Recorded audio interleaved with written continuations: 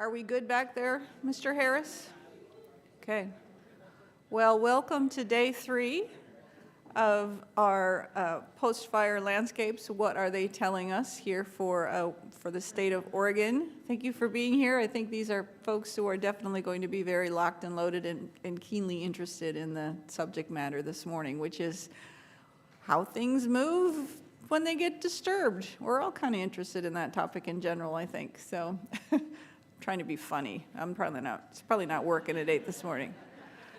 The story of why things roll downhill. Yay. They do. Yay. It's physics. So I'm Cheryl Friesen. I'm a science liaison with the Forest Service. I work with the ecology program here in Oregon and Washington. I sit on the Willamette National Forest, and I serve the P&W Research Station as well. If you have any needs, if you're new to this here today, because I know some people are, find me or Sarah Wall. Sarah? Where's Sarah? She's hanging in there too, because we want to make this a quality experience for everybody. And hello to those out in video land, because we've been live streaming this as well the last couple of days. So without further ado, Bill Burns is actually going to be facilitating this morning for you all. And Bill, you want to come up and introduce yourself and move it along?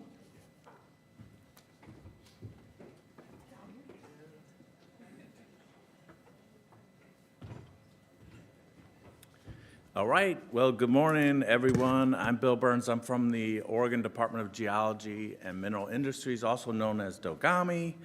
Welcome to day 3 of Post-Fire Landscapes, What Can They Tell Us? An Oregon Post-Fire Research and Monitoring Symposium. So on day 1, we had great talks about climate change and forest impacts, and day 2, we got into the fire continuum and water and riparian impacts. And now here we are, day 3, where we're going to focus on post-fire soil effects and debris flows. And we're going to start with several talks on soil carbon and water repellency. Then we're going to follow that with several talks on debris flows, and then finally get into mitigation of these hazards. How do we do that? So let's get started with our first talk. I'd like to introduce Catherine McCool from Oregon State University. Come on up. We will get started.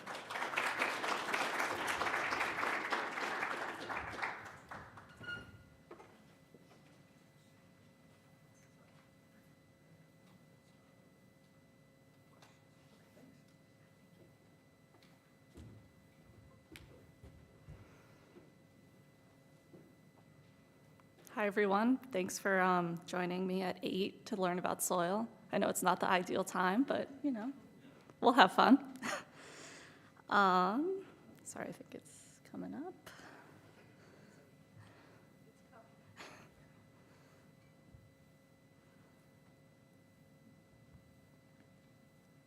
Awesome. Okay. So hi, I'm Catherine. I'm a first-year PhD student at OSU Forestry. Today I'll be presenting my master's research, which focused on quantifying impacts of forest fire on soil carbon. And I'd like to thank my funders, Weyerhaeuser and OSU, as well as all my wonderful co-authors up here. So my main question I am asking is, how does severe wildfire impact carbon stocks, specifically in a young, intensively managed tree farm in the Western Oregon Cascades? Most of us know that carbon is very important, but fewer people know how important it is in soil. So here we have an image of some of the forest ecosystems based on their location and moisture regime. In the Western Cascades, we fall into this cool, temperate, moist area. And so when you look outside, see all these amazing Douglas firs, overstory and understory plants, that actually has about 1/8 the amount of carbon that is held below ground in the soil. So understanding how this soil carbon changes after fires, disturbances, is very important for both the global carbon cycle and also site-specific carbon. There are a few post-fire soil effects, or effects on soil, that most of you might know, but I'll just go over them for those who don't.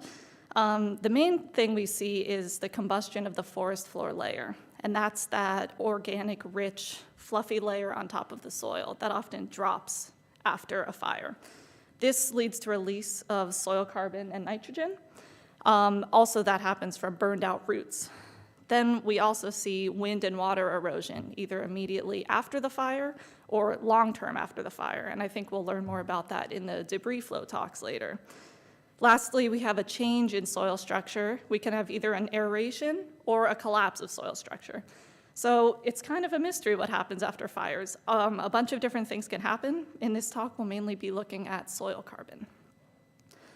We see a lot of these effects can be even more pronounced or a little different in industrial tree farms. So industrial farms, especially in the Western Cascades, are on the west slopes, so they can often have this more severe slope, which can lead to more erosion. We also see that the even age structure of many of the stands, especially if they're young stands in this case, can lead to more continuity of fire. Lastly, the presence of down woody biomass from previous harvests can lead to more smoldering that can penetrate even deeper into the soil. Here's a diagram of what we'd expect in the soil, post-fire on the left, pre-fire on the left and post-fire on the right. We see in the Western Cascades, these soils are so deep and effective that we don't see much runoff. Most of it infiltrates into the soil and stays there. However, after the fire, as we see on the right, we see that soil drop that was characterized in the first day of these talks due to that combustion of the forest floor layer, so the tree can actually be suspended on its roots, many of which are killed in the fire. We also see that a hydrophobic layer can occur. In this site, it did occur about 7 centimeters deep, so in that case, all the infiltration we have before is now runoff. This, in combination with that lack of the forest floor layer, can lead to much more water erosion that can carry carbon from the site and into downstream waterways or other places. So my particular site was located in the very southwest corner of the Holiday Farm fire. The fire blew up, oh, is this a pointer? Oh yeah, this whole area happened in about just 24 hours of this fire. So this happened just after that, but it was still a very high severity burn. And this map characterizes in terms of soil burn severity, which we looked at in this case because we're looking at soil. So this particular project is a continuation of a project established by my 2 committee members in order to measure the changes in soil carbon before and after a harvest. So they looked at soil carbon changes throughout 9 sites in Western Oregon and Washington.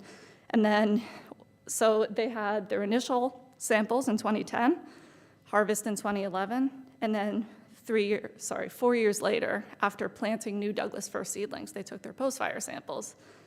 And then either, beneficially or bad, one of the sites burned. So we had this great pre-fire data that we could compare with the post-fire data. So then that fire was in 2020. We started sampling in about December 2020 and then continued until April 2021. Here are some photos of the site. So you can see the site is roughly bordered by this road here. And so this is 4 months after the harvest. You can see there's a ton of that woody debris left on site, and this was left on site mostly in place. A bit of it was piled, but it was mostly left there in order to create that really rich forest floor layer. Here we see 6 years later. You can see a lot of that woody biomass has now integrated into the soil, but we still have some pretty large pieces of trees there. And then we also have, at this point, the seedlings were about 5 years old. And then, immediately after the fire, it's clear that this was a very high severity fire in terms of both soil and trees. We had 100% tree mortality. Most of the needles were totally blown off, and the soil was completely charred at all points. So in terms of our methods, we looked at about 120 points of both the forest floor and soil collection. So that led to forest floor, which is just mostly needles and char. There wasn't much else before you hit mineral soil. Then we looked at the 0 to 15 and 15 to 30 centimeter mineral soil cores. We also sampled all above ground biomass in order to estimate the amount of carbon both on the site and all of that carbon that may go into the site over time. So this required measuring every log and stump on site, and as you can see, there's a lot of those. Okay, so here are our results. And so on here we have our carbon stock, and then this yellow is the pre-harvest sample, blue is post-harvest, and our red square is post-fire. And these significances refer to the period before it. Oh, sorry, wrong button. So this significance, refers to these periods, and this one refers to these periods. So we see between the two harvest periods, there was a giant increase in soil carbon and in the forest floor. And we can expect this. Remembering the photos we just looked at, we saw that there was a bunch of above-ground biomass, and all of that was then incorporated into the forest floor. We also see an even more significant decrease from post-harvest to post-fire. We can also expect this based on the second photo we saw. All of that forest floor that was built up and so productive, once drying out, was just completely the most flammable thing. And so we had almost a complete eradication of that forest floor. Now moving into our soil, we see that there is not much of a change in soil carbon in either the 0 to 15 or 15 to 30 centimeter periods between the pre and post-harvest periods. It's been shown in some literature that soil carbon doesn't change much after harvest, and we see that here. However, we do see a decrease in soil carbon after the fire, all the way down to 30 centimeters. And this is pretty significant because we know that soil is a very good insulator. It doesn't like to transfer heat far down. So we see significant changes in soil carbon all the way down to 30 centimeters. That shows us that something is going on here, whether it's the fire severity, something on site, and so we'll look into that a little later. But first, to quantify these losses, it's about 55 megagrams of carbon per hectare. This is equivalent to almost 40% of the total amount we measured down to 30 centimeters. Most of these losses were in the forest floor, which was decreased by about 95%. 30% of these losses were in the mineral soil, which is still a significant amount for mineral soil. This was overall about a 15% decrease. In terms of our above-ground biomass, we initially intended to compare these with the post-harvest sampling, but because of differences in sampling, we weren't able to. So this is just the amount of above-ground biomass that we measured post-fire on site. And so these are split into legacy harvests and the most recent harvest and trees. And we see on the left here is our mass, and on the right is carbon. And so as we expect, woody biomass is about 50% carbon. And then overall, the amount of mass and carbon on site we predict is about 26 megagrams of carbon per hectare. And if we remember the 55 megagrams we just saw, this is less than half of the total losses of that soil carbon. So even if all of this was to go into the soil, as it probably won't, some of it will go into the atmosphere, we still would not recoup even half of the soil carbon losses. Also, looking at the soil, we see that the soil, even after the fire, still has much more carbon below ground than above ground. So I know you aren't the folks to tell this to, but this is just a plea to consider soil because it's important.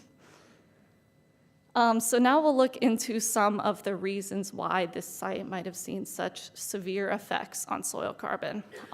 Many previous studies have not seen decreases to 40%, especially this far down. So we're wondering why. And so as many people covered in the first day, the fire weather was a driving impact of these 2020 Labor Day fires. So the site usually received about 2 meters of precipitation. It received over half a meter less by the time of the fire on site. This was combined with 32 days of no precipitation. Then we had our fire weather events of those east-west winds, as well as low humidity. And so it was an extreme fire weather event in a site that hasn't seen much fire weather. And so the reason this could be so severe is just because it was a severe event. Another possibility is the stand structure of this forest. So in a complex forest ecosystem, we might see less fuel continuity because these trees, the larger trees, are better able to adapt to that fire and repel that fire. However, when we see a young, in this case 8-year-old, even-age stand of trees that are very dry from no precipitation and low humidity, that fuel is able to carry, or that fire is able to carry very, very easily through the fuels, especially when it's driven by high winds. It can just blow right down the hill and torch them all, which is what we saw here. This, combined with that presence of the down woody biomass that we saw on site, can lead to even more severe effects into the soil, because these piles are allowed to burn and smolder for a long time and then penetrate even deeper, which might explain those decreases we saw down to 30 centimeters. So what does this mean for the future site? Well, they replanted seedlings here. We can see that in 2021, in March. We see that there is still not much of a forest floor.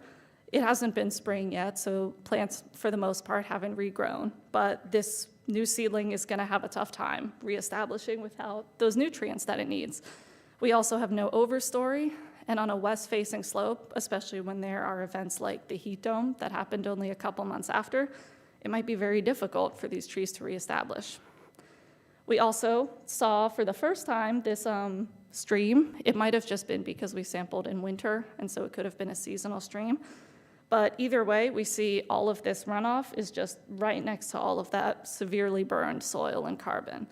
There's no buffer here. It's just right up against the most severe effects. So the remaining carbon that is on site in that above ground form may wash downstream, and it can have effects on the aquatic ecosystems, as we learned in those talks yesterday, or it can come down and affect drinking water to the communities like Eugene that are right downstream.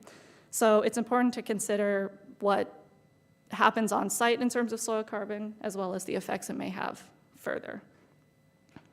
So to summarize, we had losses of about 55 megagrams of carbon per hectare, decrease of 38% on site, and as all of you know, we need more long-term soil carbon research.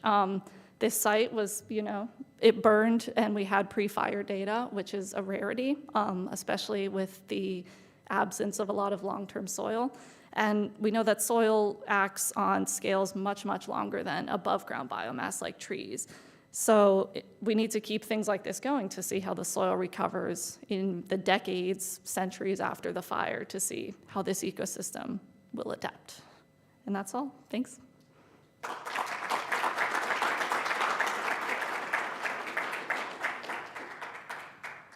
have time for a couple of questions. And if you could use the mics, that'd be great. I'll just speak loudly. Do you have an estimate of how much carbon is lost to the atmosphere versus washes downstream? The question was, do I have an estimate of the amount of carbon that goes to the atmosphere or washes downstream? And I don't. I know there's literature out there, I think, on estimates of the total amount that came from these fires. But yeah, that would be really interesting to look at. Great master's thesis. That's a lot of data. Great story. In terms of the biomass, the stuff left around on the ground after harvest, how does that compare to unmanaged forests? And so I'm just asking the question is if the presence of that biomass increased the depth of the perturbation to the soil organic carbon in these managed forests compared to unmanaged ones. Is that potential outcome or conclusion afterward? The question was, how does the forest floor, I think you're asking, and the down woody biomass compare to unmanaged forests? And I'm not perfectly sure. I only did my research in this area, but I think that it was probably a driver. I mean, if you have this piled on wood and it's fast-moving fire, it can smolder for a long, long time and cause even more severe effects. So I think if it were unmanaged and there were less down wood, probably it wouldn't have as much of an effect on the soil, but maybe it would have more of an effect on the overstory, There's no way to know, I guess, but that would be a great thing to look into also. Oh, yes. Two-part question. Part one, do you make any recommendations to tree nurseries about planting stock if there's a loss of soil carbon in the top 30 centimeters of the soil profile? What advice might you give to tree nurseries to assure planting success? Part two, did you measure any bulk densities looking at soil compaction, trying to characterize macro porosity and micro porosity? I'll answer the second question first. The second question was, did I look at bulk density or macro porosity? Yes, we did look at bulk density. It decreased from both events, which is rare for post-fire. Usually you see an increase. So we had some sort of, fluffing up of the soil happen. Didn't characterize macro porosity, but that's something I'm hoping to look into now because, yeah, it's a huge effect on those tree roots reaching that water and helping to grow. The first question was, do you have recommendations for nursery owners in how to plant their seedlings to ensure survival? And I guess just site selection. I mean, making sure those seedlings can be protected if there are any severe effects. I think there is research being done right now about soil carbon remediation in terms of like pyrogenic carbon being put in to help. So yeah, I'm interested also to see where that goes.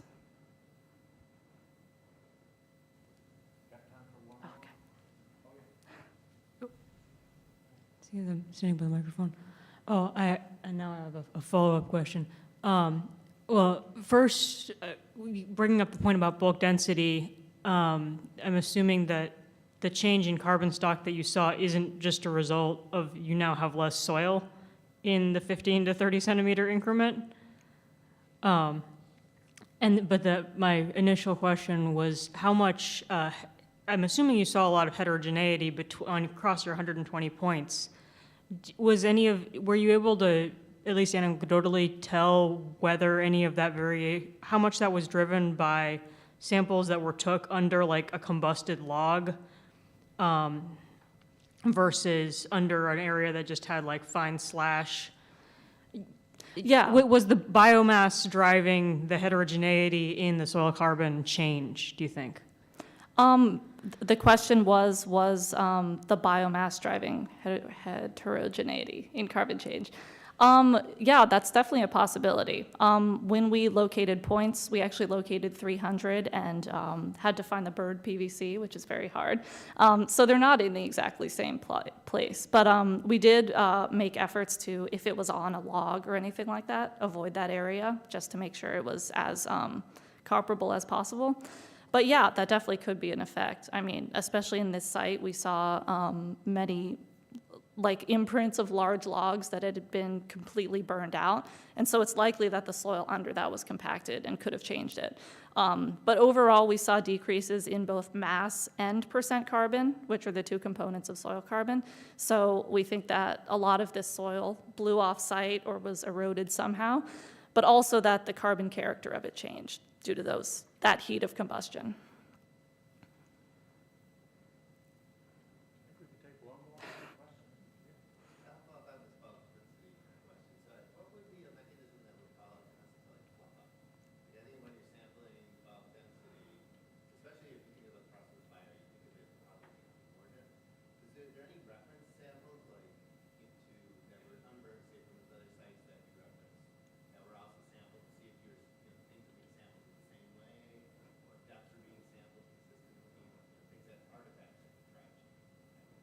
The question was about bulk density and whether the change in bulk density could be due to differences in sampling or other things like that. Yeah, that's definitely possible. The previous two periods, they had, hired crews of 15 people to go out and take these cores, which were also taken in the summer, which could change slightly. For this, it was just me begging people to come in the middle of COVID winter, so less ability to take those samples as well as possible. But yeah, it would be really interesting to look at the unburned comparison. And no, they haven't been back to this site or the other sites as far as I know. I'm not sure if it will be continued, but that's something I very much want to happen because, yeah, we need to have those comparisons. Great, thank you.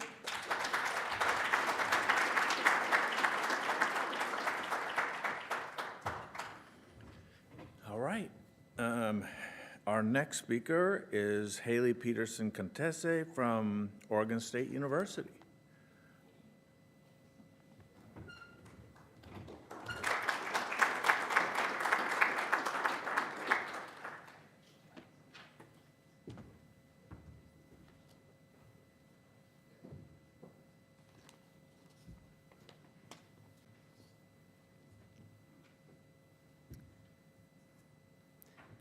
All right, thank you, Catherine, for that nice setup for my talk. I am a PhD candidate in soil science, and I study soil biogeochemistry in Kate Leuta's lab.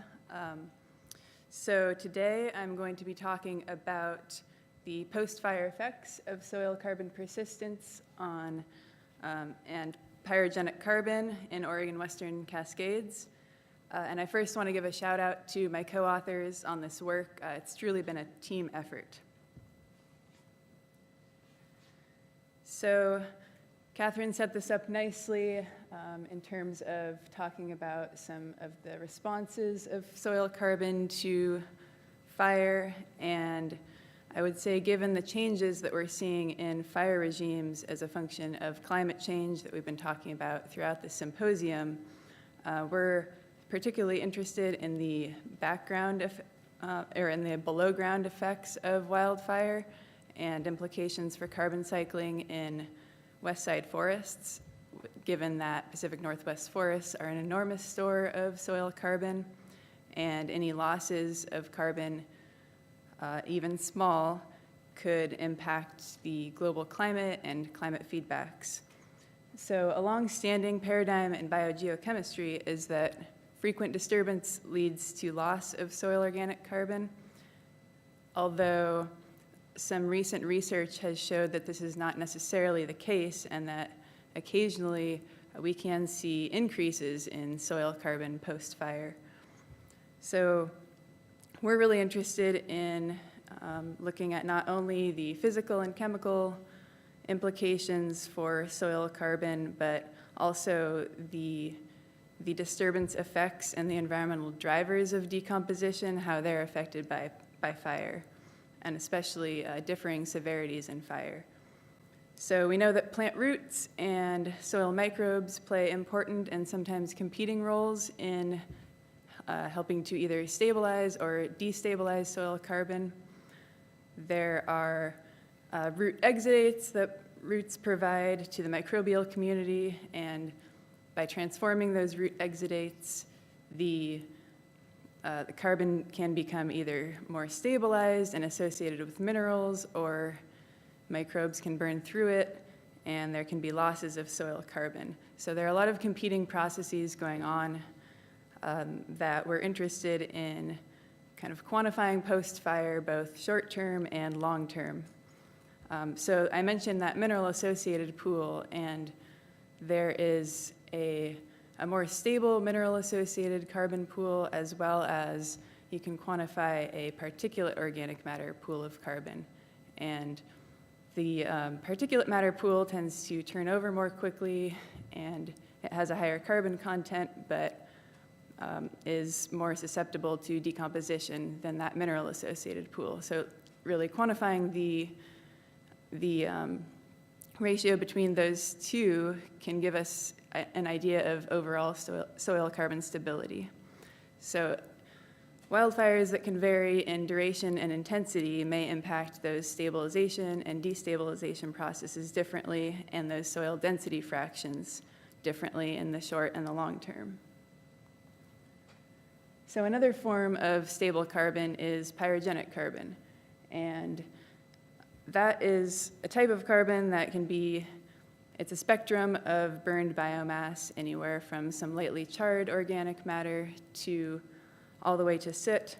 And you can see that the combustion temperature can make a difference in terms of the degree of aromatic condensation. So we see on the low end of temperature, it's less aromatically condensed, and on the high end, more.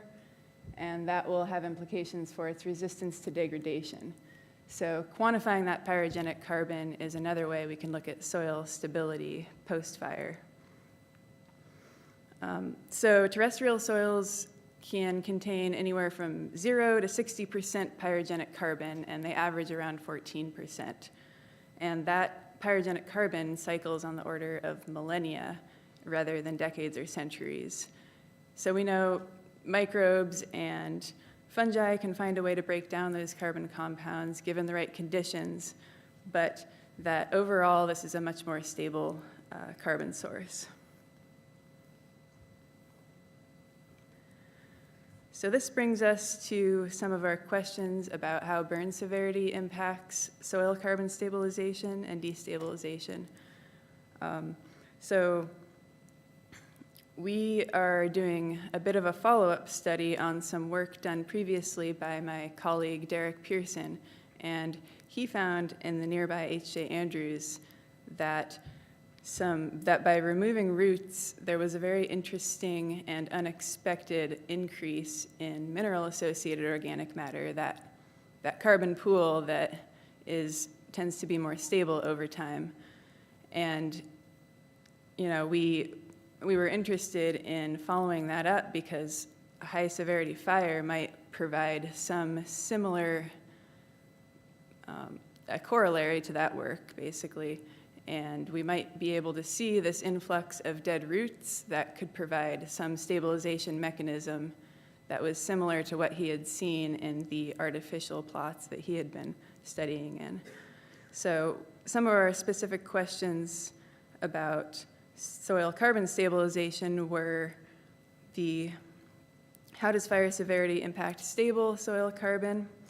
We know that the tree roots often persist after fire, but that the sugars that come from the roots may stop or slow. So the question is, what stabilizing and destabilizing mechanisms are in place immediately after the fire? And another question is related to the more stable, more aromatically condensed pyrogenic carbon. We wonder, as it's moving through the system, where is it going to, where is it coming from, and how are those changing long term? And so finally, how is that system evolving over time? And something we should acknowledge is that the short and the long-term behaviors of pyrogenic carbon might differ, and they may influence which stable or more ephemeral carbon pools it ends up in. So for our study, we were interested in looking at effects from the Holiday Farm fire, and so we sampled in 30 sites across the footprint of the fire, but mainly focused around the Andrews, and they were in low, moderate, and high severity burn sites, as well as control plots that were unburned in the Holiday Farm fire. So we classified the areas by burn severity, and then when we got out into the field, we verified that the burn severity was as it had been mapped, and if it wasn't, we moved the plot. And so when we sampled the soil carbon, or the soils at different depths, we measured the organic horizon and removed it to expose the mineral soil below, and sampled those 4 depths down to 30 centimeters. And at that point, we density fractionated the soil, again, to split it into that mineral-associated and particulate pool, so that light and that heavier fraction of carbon, and look at how the properties may be affected by fire. So here we have some preliminary results, and they're split out by density fraction, and then colored by soil burn severity class with depth on the x-axis, and then mean carbon content of just the fraction on the y-axis. And so we can see that there are some evidence that intense burns produce potentially more stable soil carbon, and I should note that the charcoal typically comes out in the light fraction, so that's some of the reasons for seeing that high severity, higher carbon content in that light fraction. And also note the difference in magnitude between the particulate soil and the mineral-associated soil fraction. That is commonly the case. So from this, we do have some evidence that intense burns produce a stable form of soil carbon, and it's not shown here, but when we break out the carbon content by mass recovered in fractionation, we do see a nice trend of decreasing carbon by depth in both fractions. But what does all this tell us about post-fire soil carbon dynamics? So to answer that, I first need to briefly explain this method, benzene polycarboxylic acid, which we use to get at the pyrogenic carbon fraction. So briefly, we digested the soil in concentrated acid at high temperature to cleave these benzene rings off of the bigger aromatic sheets. And so that number there will indicate the degree of aromatic condensation of the original BPCA. So by quantifying those, we can really tell how big the original structure was. So for example, that B6Ca is more aromatically condensed and represents a more stable, persistent form of soil carbon. So here are some of our preliminary results on BPCA, and this is just in the light fraction. So we have soil burn severity class and pyrogenic carbon concentration. And then we have it broken out by depth in centimeters on the top.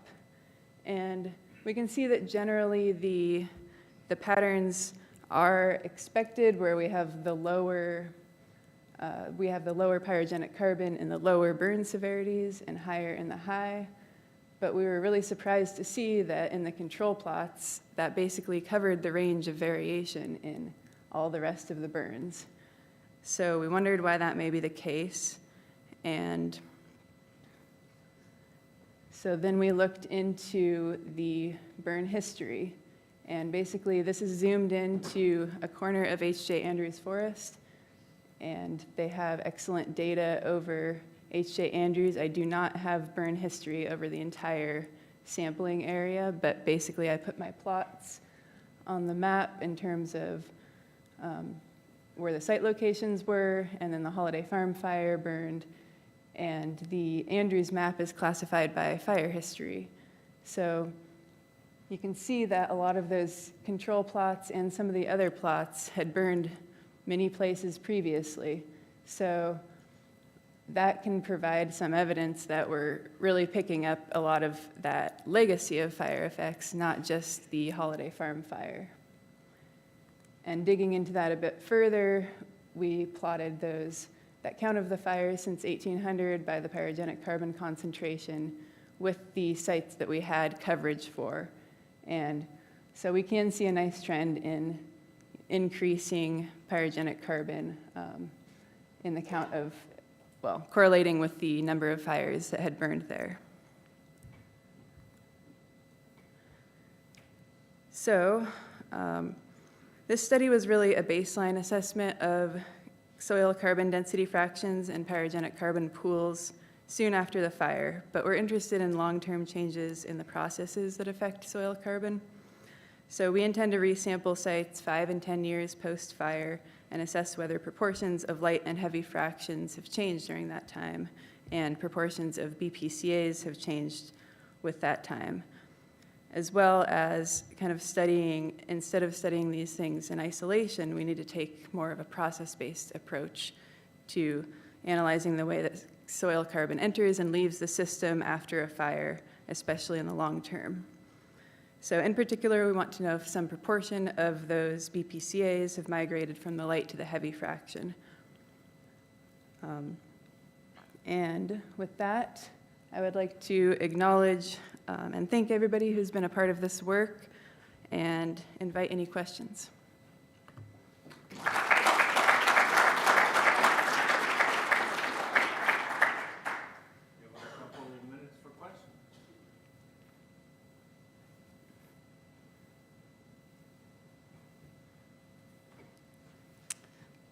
Hey, that was really interesting to see the fire history and putting your sites on top of that. And I was wondering if we might be able to tell the legacy of fire or the age of fire based on the depth of the Pi-C incorporation, or if you looked at that at all. Right, so the question was about looking at depth of soil and correlating that with the legacy of fire effects. We definitely expect that the deeper soil horizons will have captured some of those older fires, but with bioturbation, it's difficult to be able to correlate to a very specific fire event. When you're sampling out there, you can see actual bits of charcoal in the soil, and as deep as you go, you can find them throughout. So you definitely see those legacy fire effects. I do not have the methods to do that. I think they are available, but it would be really interesting, especially in the Andrews, where we have really good data on those legacy fires to correlate that. So that's data that I'm looking into. Yeah. In the back? Question for you about soil textures. Did soil textures vary much with your sampling sites? And in particular, what might the role of clay content be in your results?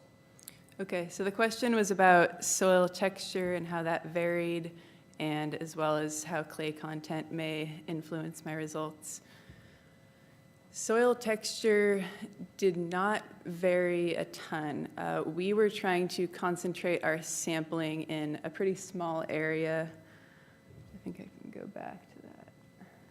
Yeah. So you can see those samples aren't spread out a ton throughout the Andrews and surrounding sites. Our original intention was to kind of stratify by a bunch of different parameters that we had, and that didn't end up working out great, but so we had similar soils across the sites that, because of the number of samples we had and just sampling constraints, I would say we didn't have a great way to make sure that we were covering all different texture classes and whatnot, but the density fractionation method is really good for picking up difference, well, for looking at different soils at the same time. And as far as clay content, yes, there was some variation in that, and these are all very high clay soils. And that means that there is already a high degree of kind of mineral association possible with these soils, high cation exchange capacity, high water holding capacity. I don't know how that might influence the pyrogenic carbon at this point, but in the future, it's possible that the pyrogenic carbon fraction, it's been shown in other papers, can actually take the place of some of those clays on the or associate with the minerals and absorb to those minerals and take the place of other ions. So, to be seen in future. Okay, just one more.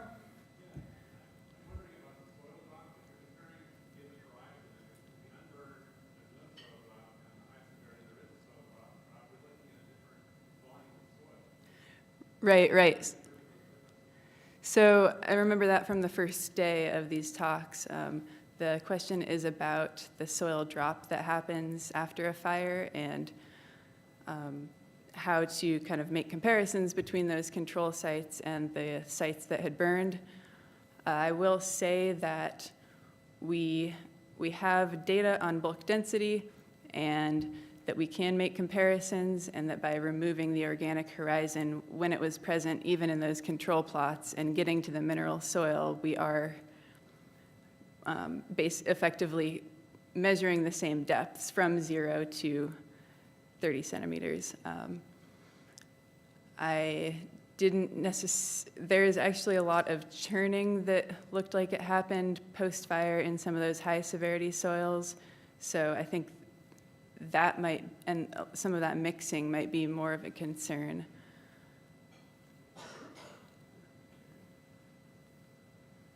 Good time for one more.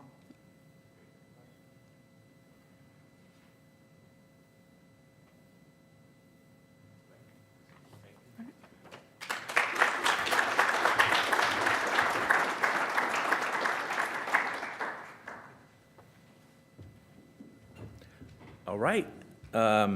Next up, I'd like to welcome Brittany Johnson from the University of Washington.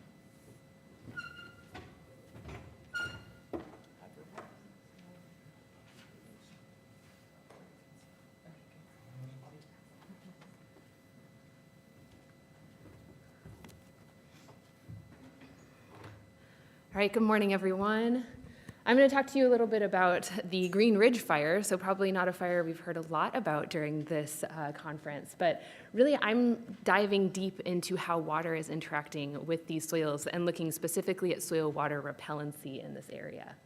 I want to begin with a land acknowledgement. The University of Washington acknowledges the Coast Salish peoples of this land, the land which touches the waters of all tribes and bands within the Suquamish, Tulalip, and Muckleshoot nations. We acknowledge not only our indigenous connections and friendships, but also the histories of dispossession and forced removal that have allowed for the growth and survival of this and so many of our institutions. If you'd like to know more about the land on which you live and work, this is a great website where you can actually go and explore the legacy of your land. Okay, so from a fire and from a lot of the talks that we've heard during this conference, we can see a lot of what happens above ground. A lot of times we go to a fire location and we see burned trees, we see lack of understory, we see changes to the soil, but we can't fully understand what's going on below ground. And this is what I think is a really fun part of exploring these post-fire environments. And as we know, I mean, I'm preaching to the choir here big time, but we know that fire impacts almost all aspects of soil, from the physical to the chemical to the biological. And obviously this varies by burn severity and the temperature that those soils are actually experiencing. You know, at our lower temperature, we start to really upset our biological communities, impact some of the water within the soils. And as the temperature moves up and up and up, we start to see these dramatic changes to things like soil carbon and even the minerals within the soil. And I want to point out this little area down here in the physical portion looking at SWR, or soil water repellency. So is what we see above actually what we observe below? When we go out and we see a crown fire, 100% mortality, are we guaranteed to see something very similar in the soil? And, you know, again, preaching to the choir here, but I'm a very visual person, so this always helps me a bit. And when we think about different fire severity classes above ground, and we think of sort of their reciprocal below ground, we might start with a light surface fire, something that's just sort of moving through the understory and interacting with that soil organic layer a little bit, but not really touching the mineral horizon that much. When we move over a class to the severe surface, we start to see some scattered mortality, that fire starting to creep up our trees a little bit, and usually complete combustion of our organic matter, or at least partial or most, and maybe some impact on the soil itself. And then we move over to the crown fire, of course, lots and lots of mortality, and we end up with the soil that's almost, you know, sometimes moon dust in composition, where you walk around and you can't help but make really silly noise. At least I can't. My students find me very weird in the field, which I sort of enjoy, honestly. But I can't help walking around and being like, you know. Anytime you can bring a little bit of humor to field work is always fun. All right, so what we did first was we went out to several 2017 fires. So we have the North Peak Fire in Washington, the Millie Fire in Oregon, and then the Lolo and Liberty Peak in Montana. And we went across about 81 plots and had about 650 points where we were measuring soil burn severity and comparing it to canopy burn severity classes. And so you see canopy burn severity along the x-axis here, where we have crowned or stand replacing fire, all the way to unburned. And then on the y-axis is the percent of those plots where we found a given soil burn severity. So red being high soil burn severity, orange being moderate, yellow being low, and green being, of course, unburned.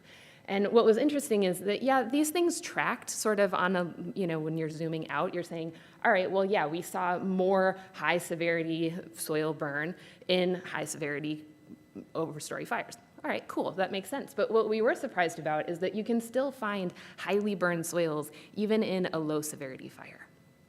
So it mostly tracks, but the post-fire landscape is highly variable, which is why you're all here, because it's so much fun to study these environments, and oftentimes, you know, mildly infuriating to study these environments, trying to understand what's going on in this incredibly variable environment. And so we can see, like, I love this picture because there's a little intact grass sitting over there next to this highly burned, you know, 1,000-hour fuel log that really just scorched the soil underneath it. But understanding and predicting fire effects, particularly from a soil standpoint, is incredibly difficult at scales that matter for management.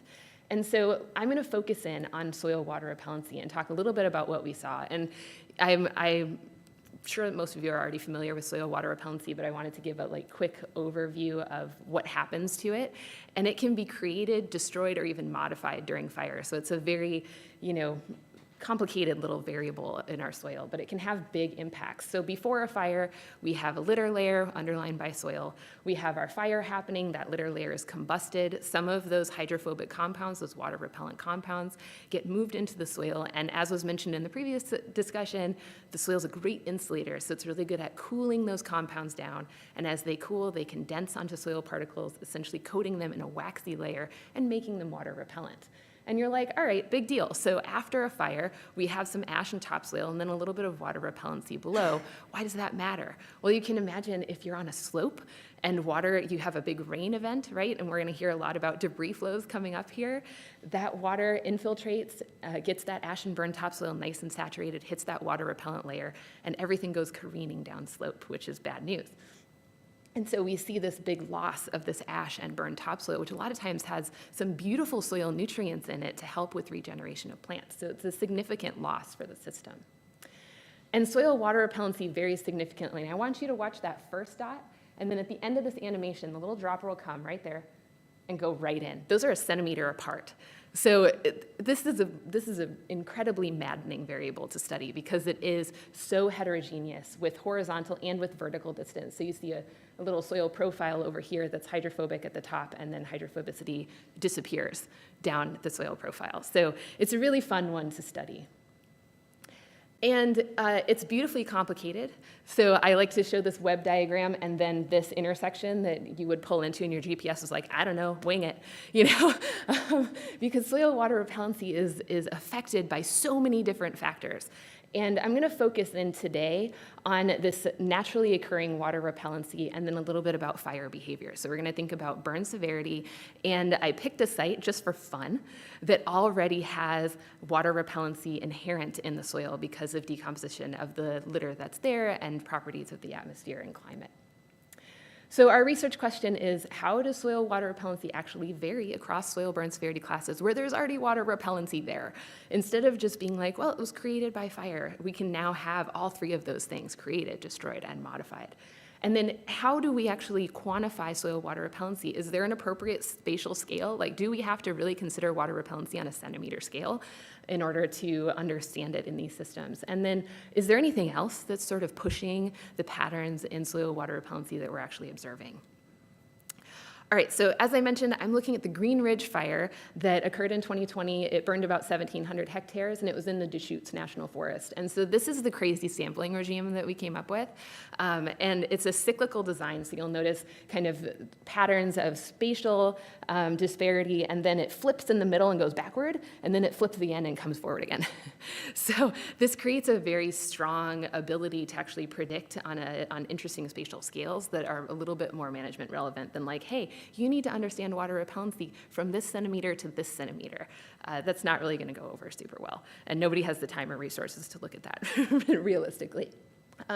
So each time you see an orange dot, we looked at vertical soil water repellency, so from the mineral surface down to 20 centimeters, and looked at every centimeter, put a water droplet in, and monitored how long it took for that water droplet to infiltrate. So anything less than 5 seconds was considered not hydrophobic at all. Between 5 and 15 was mild. Between 15 and 30 was moderate, and then anything over 30 seconds, we were like, okay, we can't sit here forever.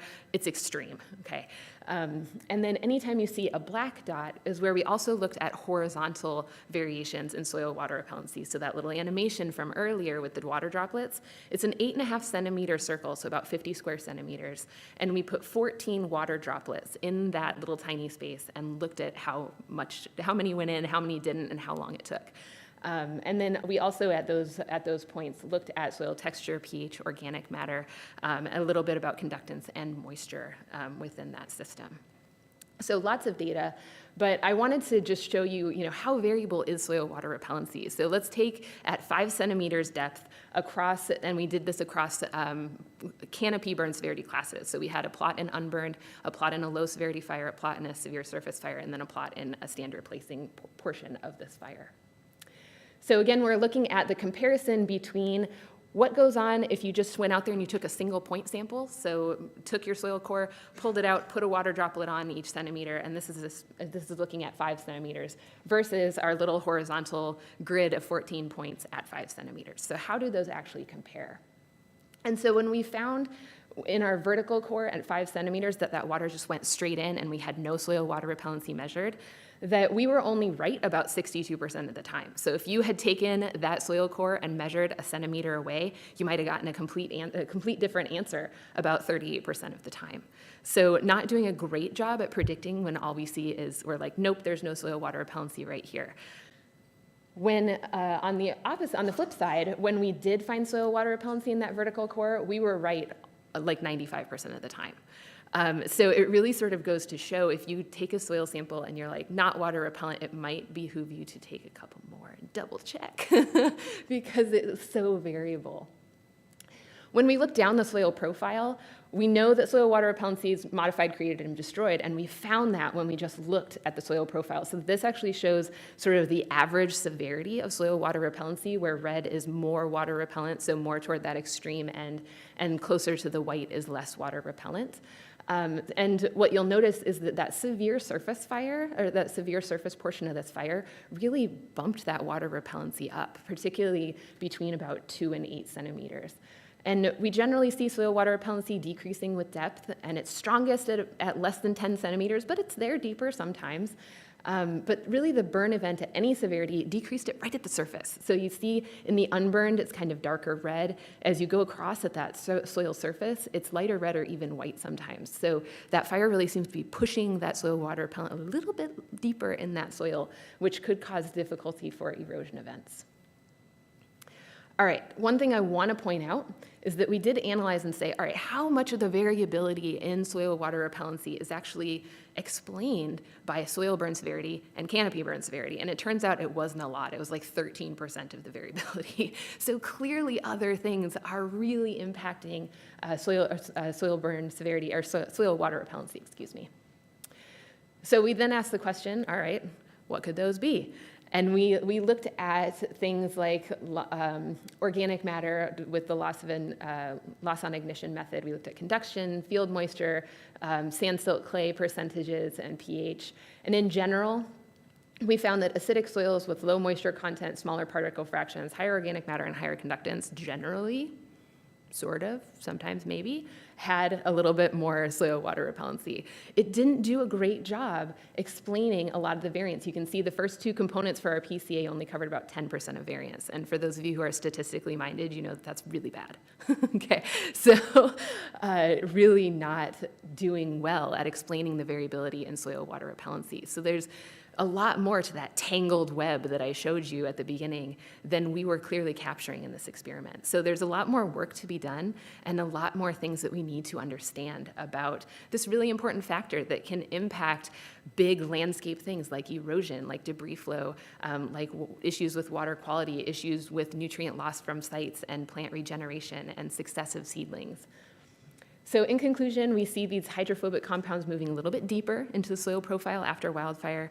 We see that there's small-scale variation in soil water repellency that's not necessarily scaling up very well to management-relevant scales. We see that these actual field conditions might be lost with single-point measurements, so the more we can measure, the better. As with most science, that we're always like, measure more, it'll be fun. Go out and dig more holes, go out and measure more trees. But really understanding what's going on in the entire soil environment and maybe looking at even more variables than we looked at in this study will tell us a lot more about soil water repellency moving forward. Okay, that's all I have for you. Thank you. And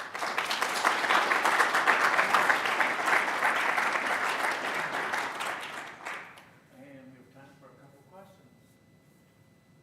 Yeah. When you were pincushioning this plot of terrain, it's an awesome amount of work. What happens when you find macropores, evidence of burrowing critters? Did you find evidence of sort of that scale of disturbances that was setting up the structure or the water repellency at all? So the question was if we found any evidence of any burrowing or large-scale morturbation in the sampling areas that we were looking at, and we did not. It seemed to be a pretty tame environment in terms of, you know, any movement by burrowing critters or any losses, like big roots that had collapsed or anything like that within this area. We didn't see much of that. So it was actually, the field site was quite kind to us in that respect. We got lucky, I suppose. Oh, yeah, question back there.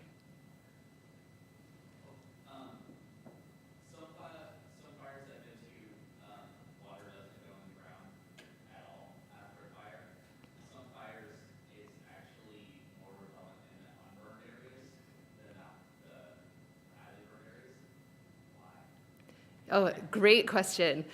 So the question was, sometimes we go to a burned area and the water will pool or go right in, and sometimes we go to an unburned area and the water will actually be, just sit there and it'll be more water repellent. And the question was, why? Okay, so that's a great question. There's lots of different answers to that, and I wish I had like a big one that I could give you.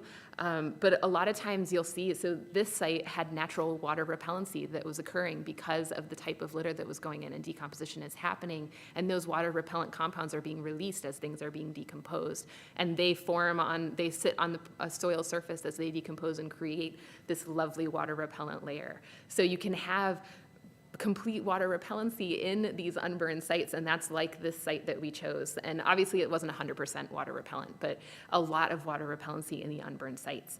And again, we decided to toss that in there thinking, looking at soil water repellency isn't complicated enough. We're gonna do this in an area that makes it even harder. Because, we need a challenge. But, so you can have this natural formation of water repellency due to those impacts. And then as that fire is burned, sometimes those compounds can be volatilized and lost via gaseous losses. So you actually end up with less water repellency in the burned area than you had before. So yeah, like I said, soil water repellency is a fun variable if you really want to go out there and challenge yourself and trying to figure out what's going on with it. It's great fun.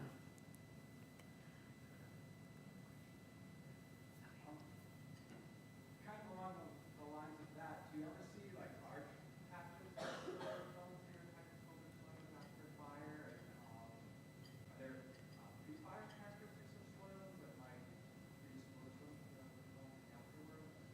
Ooh, great question. Okay, so the question was, do you see large patches? Is there such thing as a patch of soil water repellency, or is it all of this like fine scale stuff? And then what might contribute to seeing soil water repellency? Are there any sort of predispositions of a site for soil water repellency? So there are larger patches of soil water repellency, and those larger patches can really cause those bigger erosion events. And a lot of times, so the general consensus is that fire is oftentimes creating more soil water repellency than it's destroying. And so in the literature, there's a lot of papers about how water repellency is appearing after a fire and can be, quite homogeneous across the landscape. There are things that predispose a site to having water repellency. Some things, like I mentioned, having more organic matter, so more potential for having hydrophobic compounds. As those catch on fire, you may see the likelihood of forming water repellency increase a little bit. The other thing I'd like to mention too is that water repellency can change with moisture content. So if you are burning in a particularly moist fire, even if you have a standard placing above ground, if you're not combusting that material, you're not going to see those compounds start to be released or changed. So moisture can have a huge impact on soil water repellency too. Yeah. Yeah. Hi. Of course. I have a question on the plot that you're sampling with. Was it on a flat slope or was it on a side slope? Oh, good question. So the question was, were we on a slope? Was that? Yeah. Okay.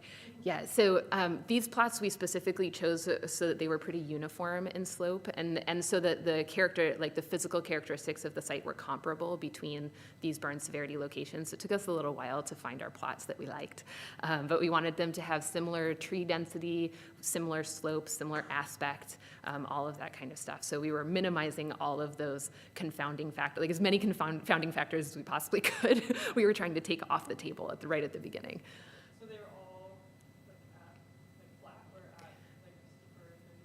We actually lucked out and found pretty flat ground, like slope less than 5%. You think that you would see any kind of maybe like increase in patch size with slope, or like if you have more like similar erosional processes happening? Because I feel like on flatter forested regions, maybe you get like some microtopography. Yeah, so good point. So thinking about flat surfaces, thinking about microtopography, might you see more uniform behavior on a slope versus flat ground? That's a great question. So I also think it has to do with fire burn severity, what you see on slopes versus flat. A lot of times when the fire is not on a slope, it can kind of take its time moving across the landscape, so you might get more uniform burn severity versus on a slope where it's kind of moving quickly and might interact with the soil in very different ways as it moves up that slope. So you may end up actually seeing more heterogeneity on a slope than you would on a flat surface. That's just sort of an off-the-cuff kind of thinking about that. But it's certainly microtopography, especially for a variable this just dynamic. It definitely makes a difference. And like I said, we quantified as much as we could while we were out there, but it was a pretty intense sampling regime. But yeah, we tried to capture as much of that variability as we could, but certainly more work to be done, as always. Yeah. All right, thank you.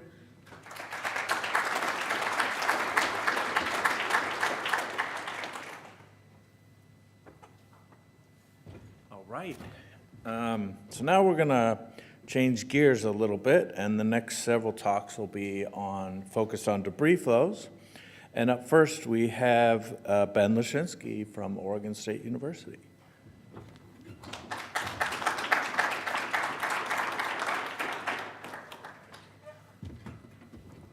All right.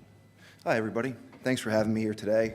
I'm going to preface this by saying that a lot of this is preliminary, ongoing work. You know, I wish I had all the answers today, but I have a feeling it's going to take a little while. But we'll talk about what we've seen. And I'd also like to say a lot of this credit goes to a big group of people. I'm just a messenger here, especially some fantastic grad students who've just really been engaged, wanting to get out in the field and get some data. So with that, we'll get into this. So we have a project that's 1 year in with the Oregon Department of Transportation, as well as the Forest Service, who's facilitating land access to constrain some landslide hazards we see following wildfires. There's a bunch of people on the team. I note some of them here, but there's one missing, you. We're an open tent. We're looking for collaboration, whether it's data sharing, ideas. I'm just a lowly geotechnical engineer. I don't know too much about all these other processes, these interesting things I've seen today. So I welcome anybody to just come have a chat, teach me something. I'd love to learn. We welcome you. So some things we're trying to do, and we're in the process of doing, is cataloging some data associated with post-fire mass wasting, whether that's the form of shallow landslides, debris flows, whatever events we can find, particularly that we can associate with some sort of precipitation event, or snow melt for that matter.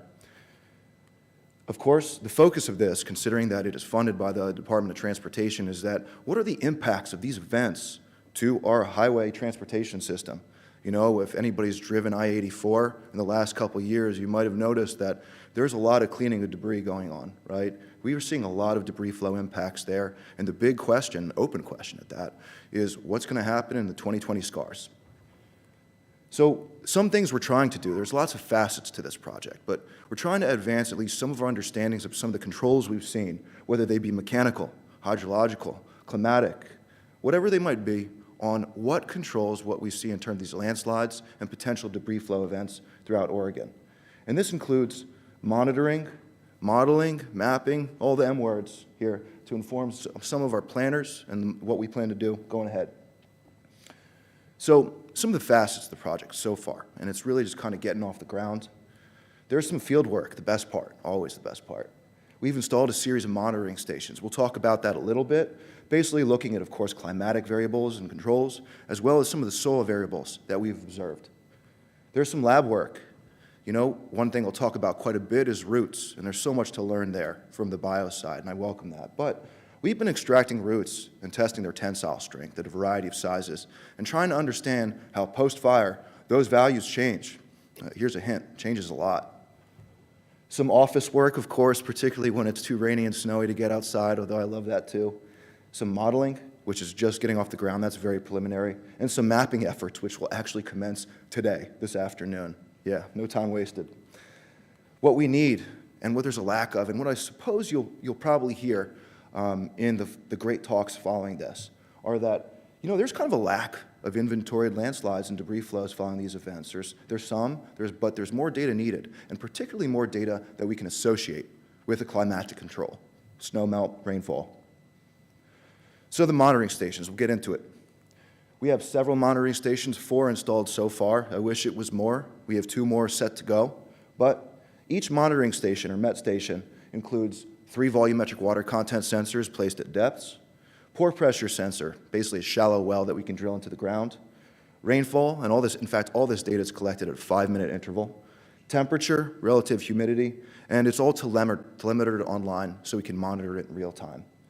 We've tried to place them in steep, landslide-prone terrain. I feel sore just thinking about placing some of these systems out there. It was a lot of fun, but I was pretty tired. I'm getting old. And we consider that these sites at least might serve as one of several proxies for what the disturbance might be to cause some of these shallow landslides and debris flow events that we see at these sites. But of course, proximity is the key here, and I suppose something you'll hear a lot about this afternoon. Holiday Farm, one of our sites. We have a few sites we're looking at. Holiday Farm represents basically a little more than 2 years after the fire. We've chosen 2 MET stations there, placed not too far from each other, both in a burned and relatively unburned site. They're both on hollows, 33 degrees. I love the previous talking about the heterogeneity, the variability you see over these scales. You know, not far, these sites aren't far from each other, but they have pretty different soil conditions. And this is just the reality. One of the big challenges, actually, in placing monitoring stations, comparing, contrasting, what's your control in the end? Well, for that, whatever it's worth, we have these 2 sites, and what we wanted to do is at least compare and contrast precipitation data, soil water response. So here's some pictures of the sites. You can see, pretty steep. You can see why I was sore. Oh man, I'm still sore from that. Here's Francis from the USGS helping with some hydrologic data, hiding behind a bush. Here are the great grad students, some of them installing the sensors out here in the site. This is our burn site. So what we can get from this, and it's really just something we're still looking at, we're just diving into it, it's almost drowning in data for as few stations as we have, is a hydrological time series. So it's busy, so bear with me, but you have these 2 plots here. Those represent volumetric water contents at varying depths at this burned and unburned site. As expected, we see pretty strong responses to rain events. These are rainfall time series, both cumulative and individual events. Those are the spikes. And of course, we see that there is a response for both sites when we have particularly big rain events. There's a near immediate spike. Of course, the 2 sites are rather different in terms of texture. So we can see that in terms of the time series of volumetric water content. But in the end, at least we have some data, including precipitation data, and some variability in the site conditions we can use. One interesting thing we've noticed here is that there's continued saturation at bedrock in one of the sites. And the area actually seems like it might be an old scar of a shallow landslide, so we're hoping to see something from that. If you compare the storm events between these, these spikes you see here, there's some short, intense rainstorms that we've seen here. They're not always at the same time, but largely they match.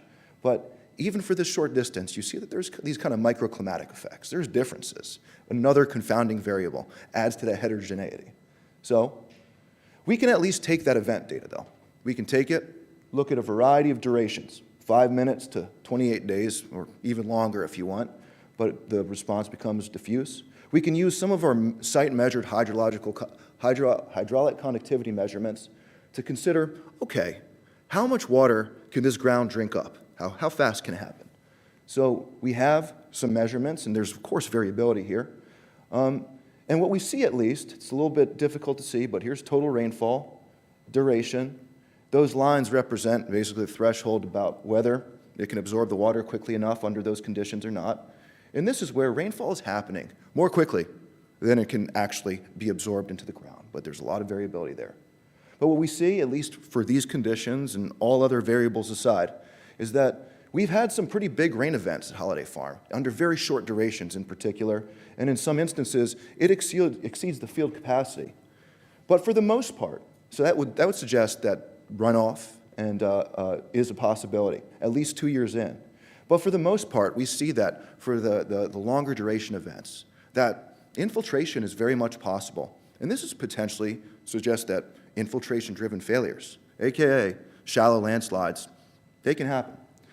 We have limited events observed so far. There might be an observation bias. It'd be great to see more data. But there might be other controls on the delay in these landslide events. So here, I'll get rid of log scales because they make my brain hurt quite a bit. But you see if you go linear scale, total rainfall, here's the event time. In some instances, we're exceeding the capacity by quite a bit, 10 millimeters, for example. So one part of this project is kind of questioning why we see this delayed response. So unfortunately, time travel doesn't exist. So the best we can do is look at Eagle Creek, which burned in 2017. We've installed sensors there as well to look back a little bit further in time, Owing to telemetry issues, we did install 2 sensors, but unfortunately both in burn sites. But that's okay. They still give us things to compare and contrast. One's on a pretty steep hollow, bedrock depth about 180 centimeters. One's on modestly steep divergent terrain with slightly shallower soil depths.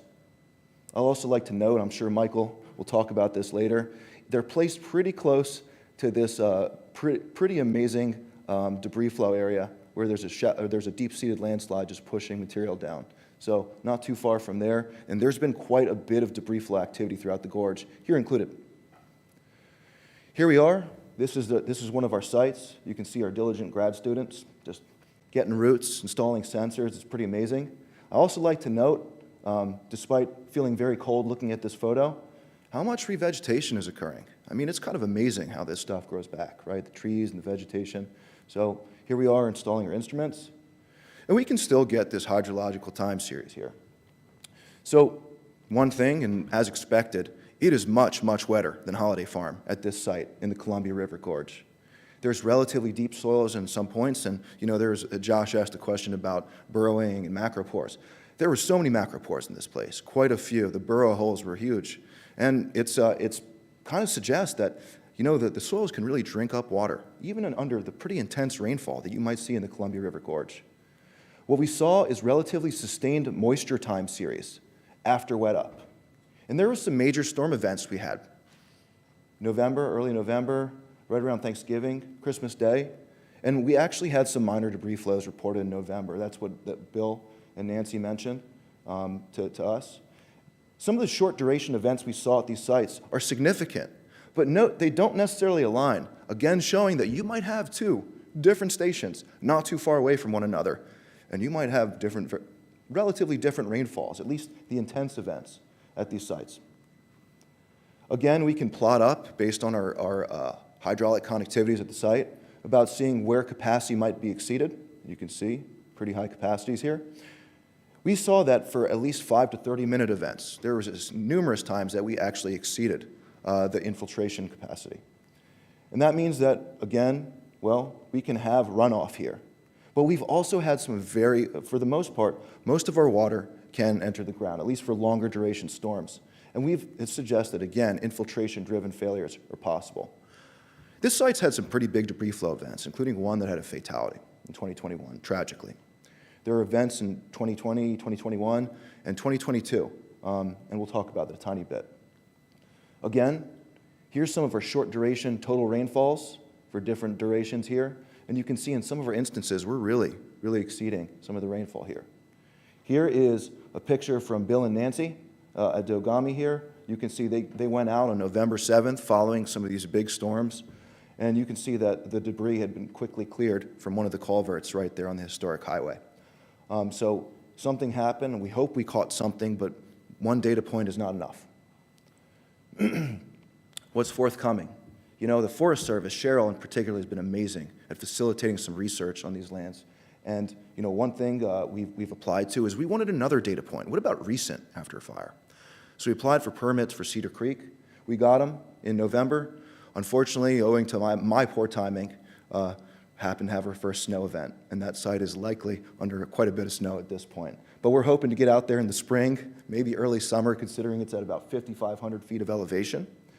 And so the site has burned and unburned conditions present, and extensive signs of slope failure. You can see, it's kind of tough to see here, but you can see quite a bit of ravel, scars as well, and down at the base of this, there's actually significant debris flow fans.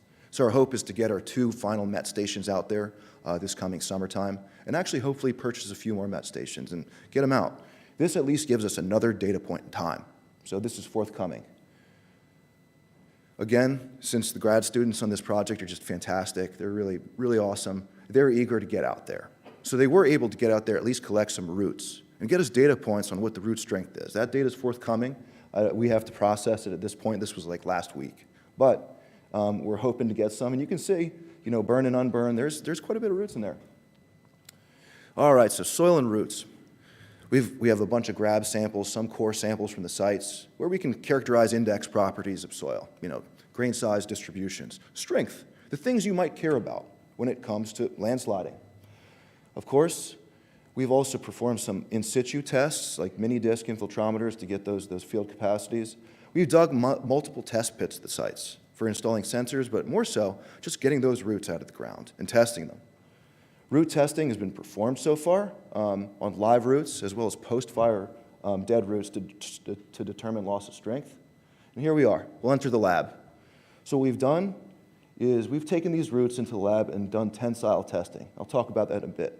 And the reason that we've done this is because one interesting observation is that in Eagle Creek, Riverside to a level, we've seen landslides occur in recent years, years after the fire. So in Eagle Creek in particular.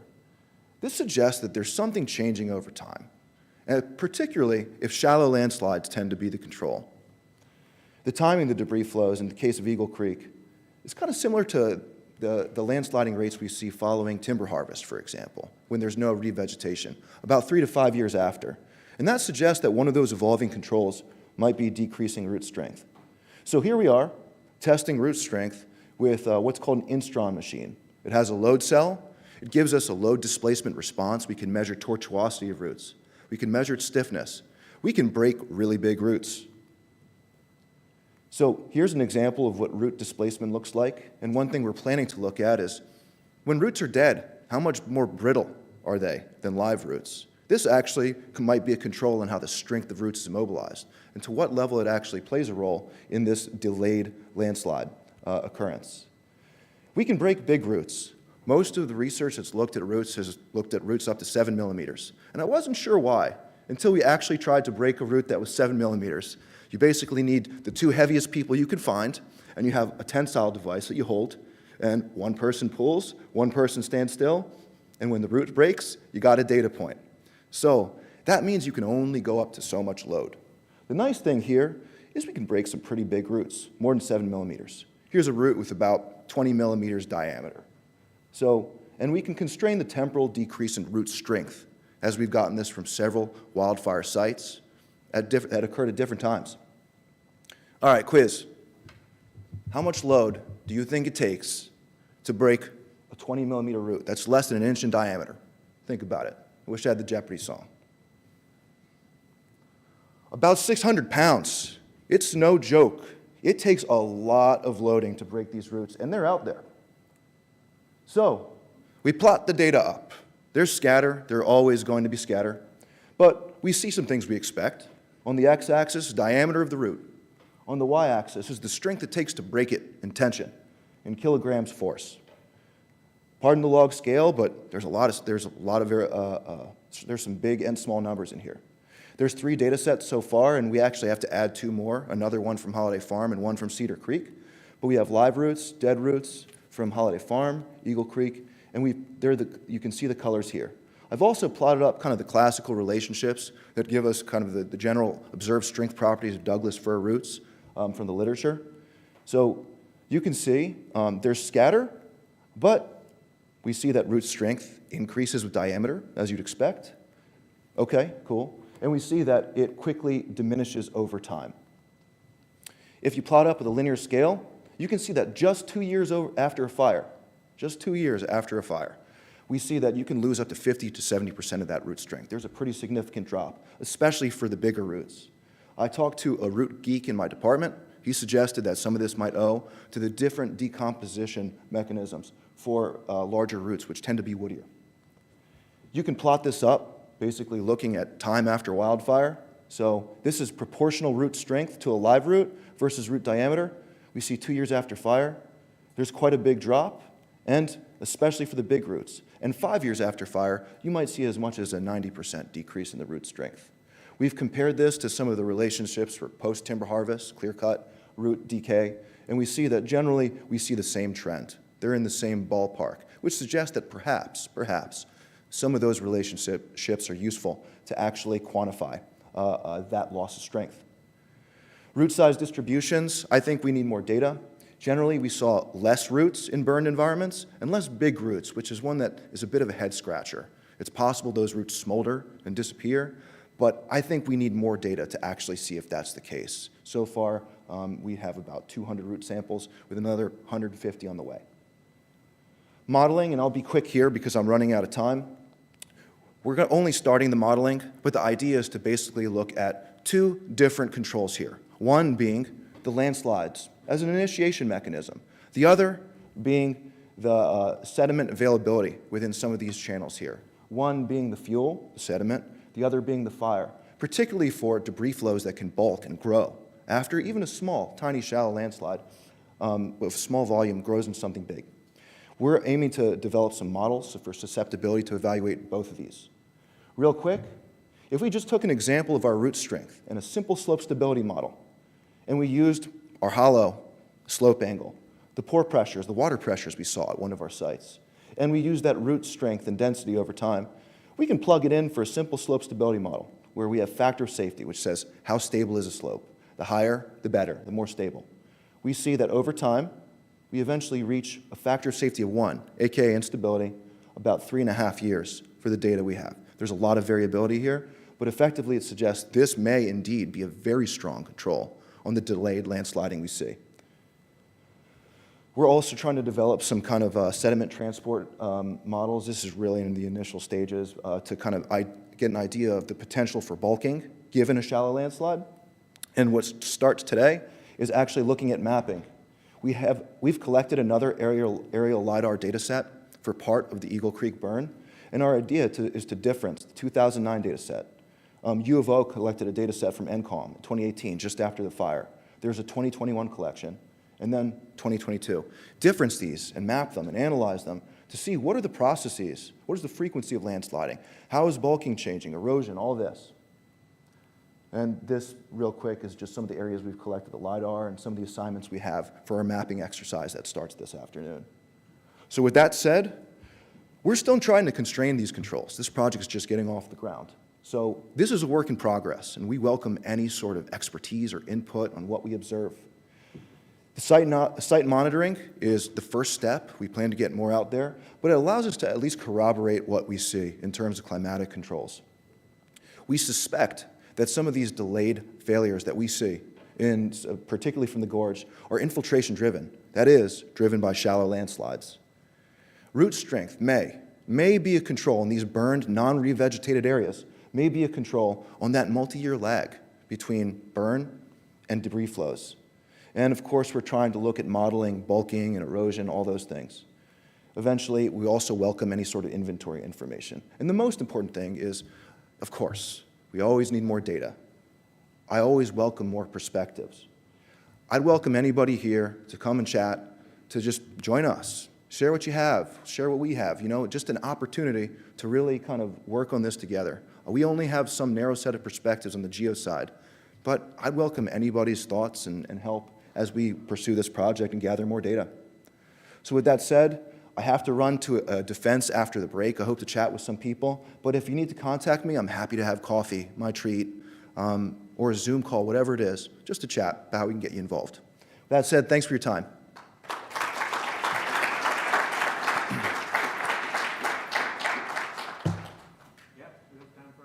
Sorry, went over time. Yeah, great talk. Thanks. Thank you. I drive through the gorge a lot, and I was looking up going, I wonder when the next Bridge of the Gods slide. Are there other drainages that have not failed that are similar to Eagle Creek that you guys are considering studying, that have burned and potentially would act as sort of a reference for your locations? You mean up in the gorge itself? Yeah, that's a great question. At this point, we're only monitoring sites within the Eagle Creek burn, and what we have tried to do, what we're hoping to do is install another station there in an unburned location to at least have a reference. Finding catchment that's similar, that's a challenge in itself. There's no way to drive to some of these sites. We had to hike in everything. But I would actually love to do that. And yeah, I'm with you on driving through the gorge and thinking about where the next big one's going to happen. In fact, you'll hear this afternoon probably from Michael a little bit about some of the slow movers they have in that area, at least one of them in particular. But we've placed our sensors near that one. But I'd love to. Thank you. We got time for one more question? Oh, please, yeah. Yeah, good morning, and thank you. Thank you. To you and also the folks who put this on. I'm a fish biologist. I study the effects of fire on fish. Mm-hmm. And everything ends up in the stream, as you know, and so understanding better about these debris flows and soil types is just so important to me. And so I wanted to ask you a question about the root strength. Anybody who's ever tried to pull up a stump understands how strong those roots can be. Yeah. But what I'm curious is if you saw any, or if you were able to study the difference between like a younger tree's root strength versus an older tree's root strength, and whether or not younger trees, that if a burned hill slope that was losing the strength of the dead trees, if there was a lot of younger trees there, if that might help kind of compensate, if you will, for the loss of the root strength of the dead trees. What a fantastic question. I appreciate that. So in that, one thing we have been looking at is actually the diameter of the trees, which, you know, is associated with age, but of course growing conditions as well. There has been some research, naturally, looking at this and say the timber harvest aspect about when to replant, right? And in fact, that's part of why replanting occurs, you know, within 2 years and all that. So what they have seen is that there is this kind of sweet spot where we see shallow landslides as a function of when you actually replant trees and everything like that. We haven't looked at it in the case of wildfire. And actually it suggests that maybe at some of these sites where, you know, there is replanting, there's certainly some valuable opportunities to dig some more holes and break some more roots, particularly where we have, you know, seedlings or younger trees, to kind of understand, well, are there differences in the actual strength or the stiffness? And how do those changes manifest over time, right? What's the weak point? And maybe is that a control on sediment yields? So I love it. It's been done in the post-timber harvest era, but not for wildfire. Great question. Thanks. Thank you, everybody.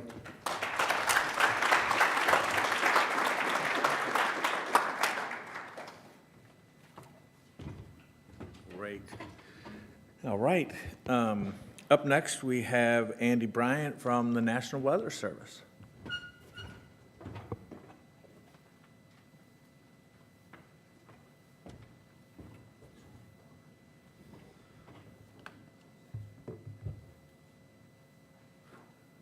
All right, good morning. I've been wondering what it looked like up here, so now I finally get to see.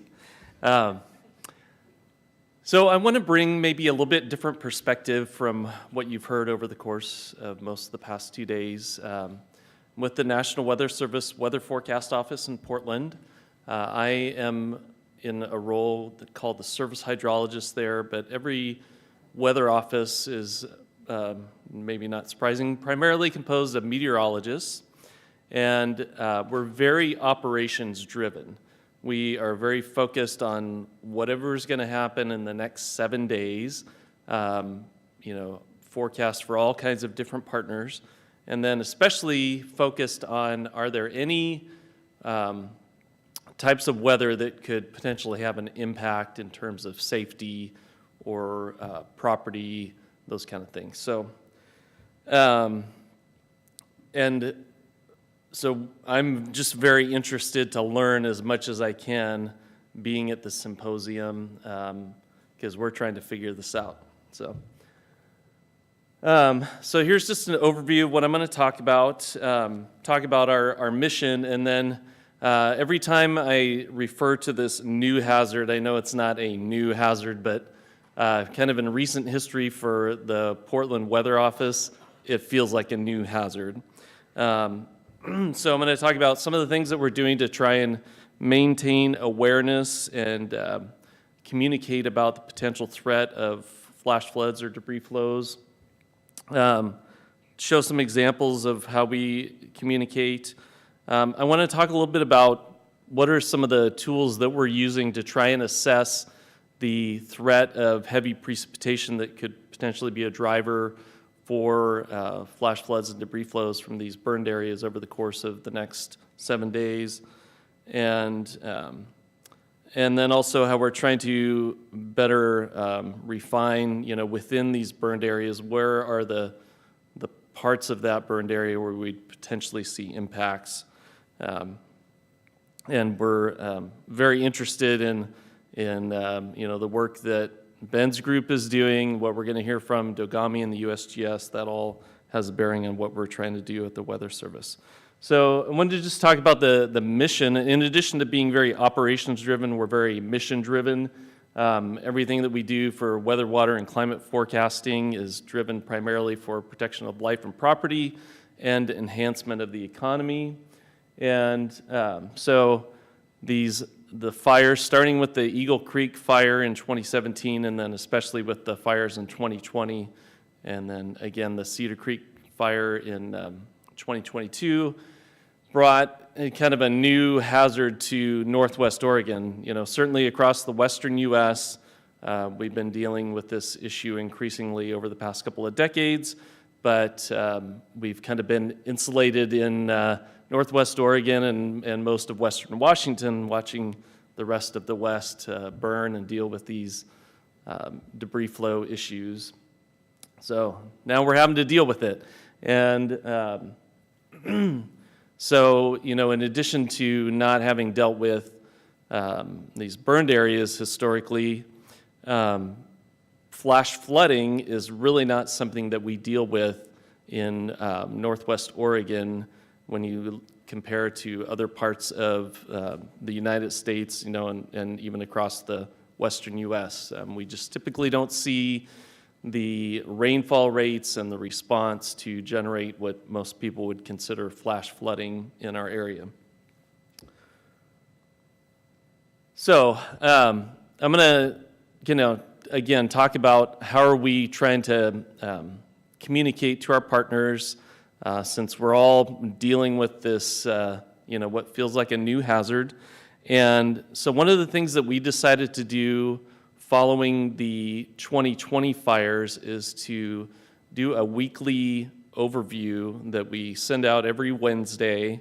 And I'll have my email address at the end of this presentation, so if you would like to be added to that email distribution, just let me know and I can do that. But basically, we're trying to highlight, see if there's anything else I want to say about this. I think that's just basically a heads up. You know, and again, trying to kind of build a baseline of, you know, what do we really need to be concerned about in terms of heavy precipitation. In addition to the text and the matrix, we'll typically add graphics such as this that just show various, you know, ways to communicate this concern about heavy precipitation. We're also active on social media, you know, both sending out our own messages, amplifying messages from other agencies like Dogami, you know, trying to help folks in the public be aware of this ongoing threat in our area. So, all right, I want to shift gears a little bit and just talk about, you know, so we're sending out this briefing on a Wednesday, looking over the next 7 days. How are we making that assessment? And trying to go from storm scale down to burned area scale or watershed scale is really difficult to, you know, try and come up with a forecast with any accuracy.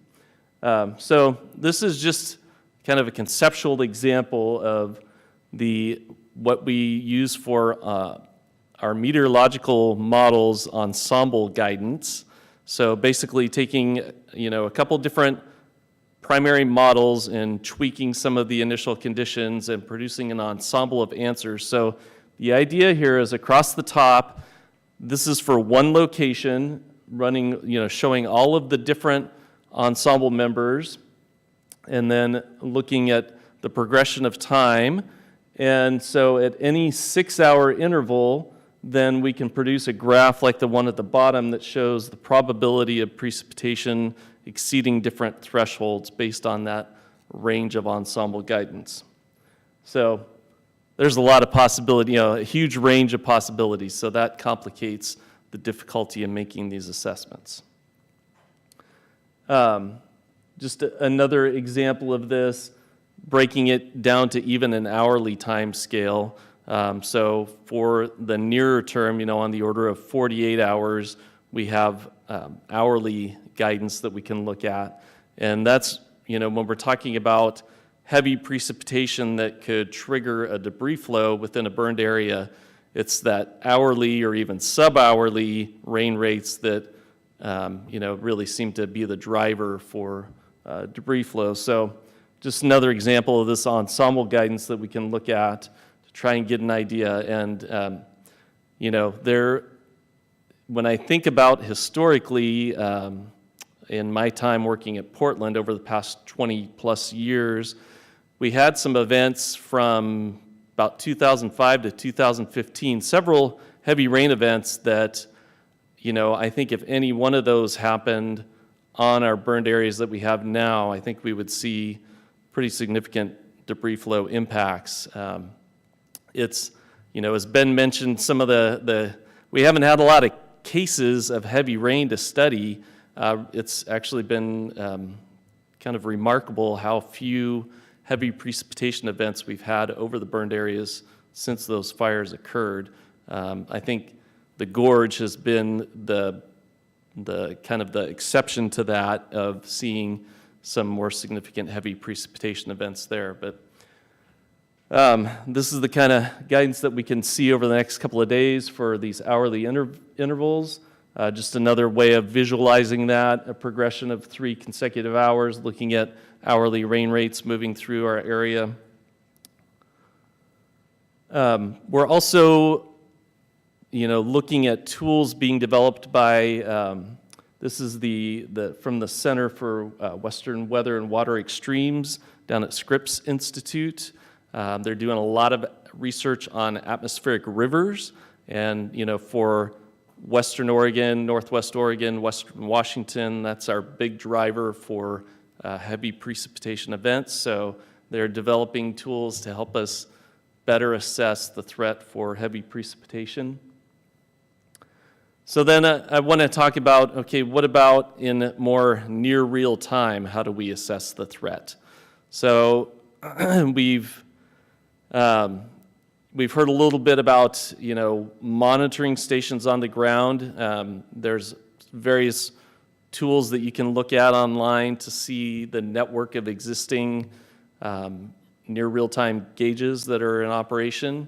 We've added 3 of those following the fires. We've got one in the Holiday Farm fire, the Gate Creek watershed that Mark Rivers from Weyerhaeuser highlighted yesterday during his talk. We've got one at Ripplebrook Ranger Station in the Riverside area, and then one down in the Beach Creek fire area.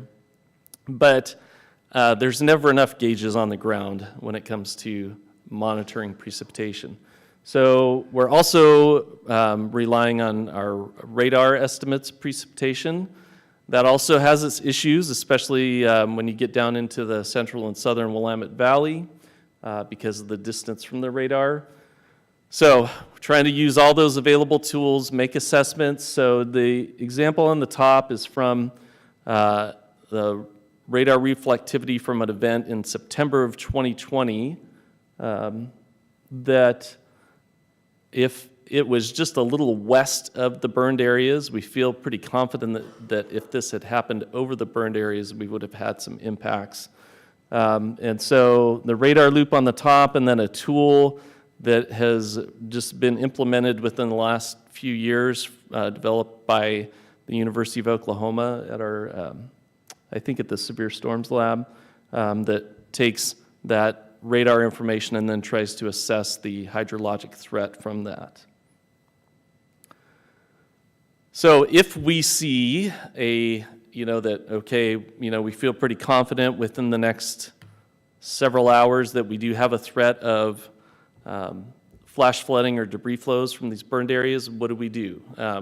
So we would issue a flash flood watch that would highlight probably a pretty large area, maybe all of encompassing one or multiple burned areas, and that would be issued maybe hours ahead of time to highlight the threat of debris flows and flash floods. And then if we feel like, okay, there's precipitation happening now that could generate debris flow or flash flood, then we would issue a warning for that. So just showing an example here. I know the background map on this is not super helpful, but it's basically, highlighting just a portion of the Eagle Creek burned area. And this was, I believe, the same event that led to that fatality that occurred in the debris flow on the frontage road adjacent to Interstate 84.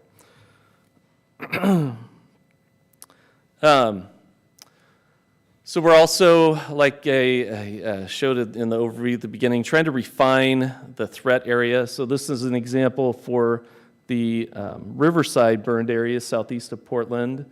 So on the left is all of the burned area, showing the burn severity, and or actually this is the USGS guidance on debris flow probability, and then on the right, then just trying to highlight within that burned area, what are the watersheds that would potentially impact infrastructure, and any kind of populated areas or highways or bridges, that kind of thing.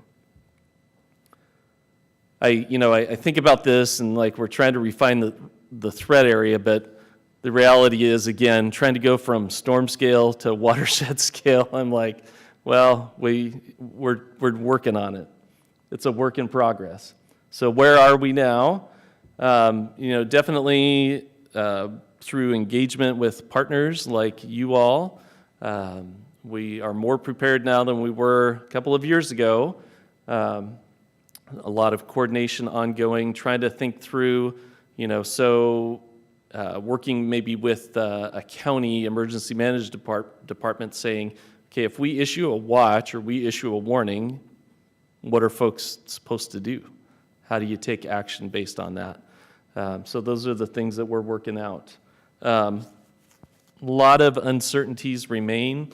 Like I said, one of the issues is that, you can look at it fortunately or unfortunately, we haven't had a lot of major precipitation events to really test out, kind of the upper ranges of heavy precipitation. I think there's a question of the combination of, if we have a heavy precipitation event over the course of 12 to 36 hours, one of our kind of big atmospheric river events, and then maybe within that, you have some sort of convective precipitation enhancement that generates short-term, heavier precipitation rates. How is a burned area going to respond to that? We know throughout our area, even without the burns, we have these threats of landslides and debris flows.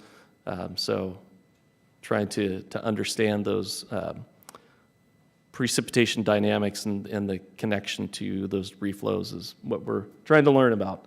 And then, I think the other thing is how does this threat evolve over the next few years? Like Ben mentioned, we've seen a lot of revegetation in these areas of, grasses and shrubs and some small trees. But, I think one of the other questions we've had is, especially in the areas where we haven't had salvage harvest, such as in the Eagle Creek burned area, pretty much that area is a lot of that is wilderness area. So you have all of these dead trees that are remaining in place. What happens to those over the next few years? And, the picture I had at the very beginning was from November of this past year, a debris flow that happened in the Riverside burned area. A lot of large trees in that debris flow content. So, what happens to those trees over time? How does the threat evolve? What kind of changes do we need to make to our services, to our partners as we go forward with that? Just some ways for you to stay informed. If you're interested in monitoring this more actively, operationally. So some URLs across the top for the various weather offices serving Oregon. The weekly overview that I talked about that we do out of Portland, we initiated that again because of this being kind of a new hazard for our area. The other offices serving Oregon, Medford, Pendleton, and Boise, Idaho, aren't doing that same kind of a weekly briefing for burned areas, but they certainly do brief, email briefings or webinars to highlight any potential threatening events, along with all of the watches and warnings. And then I wanted to highlight this service, INWS, that is not for the general public, but you can register for a free account if you are an agency or institutional partner, and you can customize the areas that you want to be notified about and the types of hazards that you would want to be notified about. Just some links for learning more on this topic, and a picture from our Gate Creek weather station. Mark Rivers actually took this picture of us, a couple of folks from our office that went with me to that site. If you have any follow-up questions or you want to be added to that email distribution list, my email address is there on the bottom left. So, thanks. We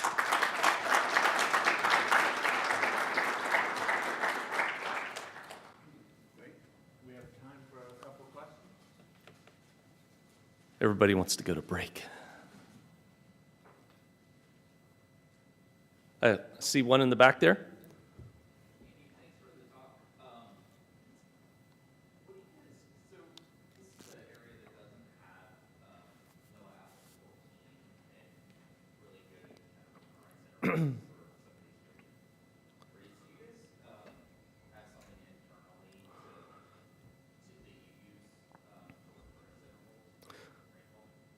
So the question is about, there's assessment for most of the U.S. called the Precipitation Frequency Atlas.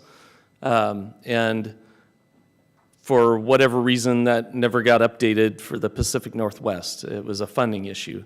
That is actually going to be addressed. The funding mechanism has changed, and that's going to be done for the whole country over the next few years, both precipitation frequency and probable maximum precipitation analysis. So really the guidance that we're using for assessing the debris flow threat, flash flood threat, is the rainfall thresholds that were modeled by the USGS. And we're super interested in all the research work that's going on to better refine, our understanding.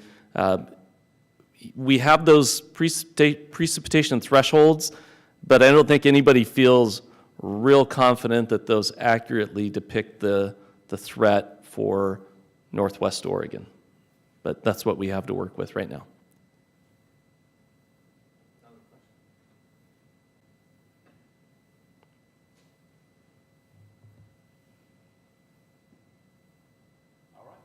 Cool, thanks.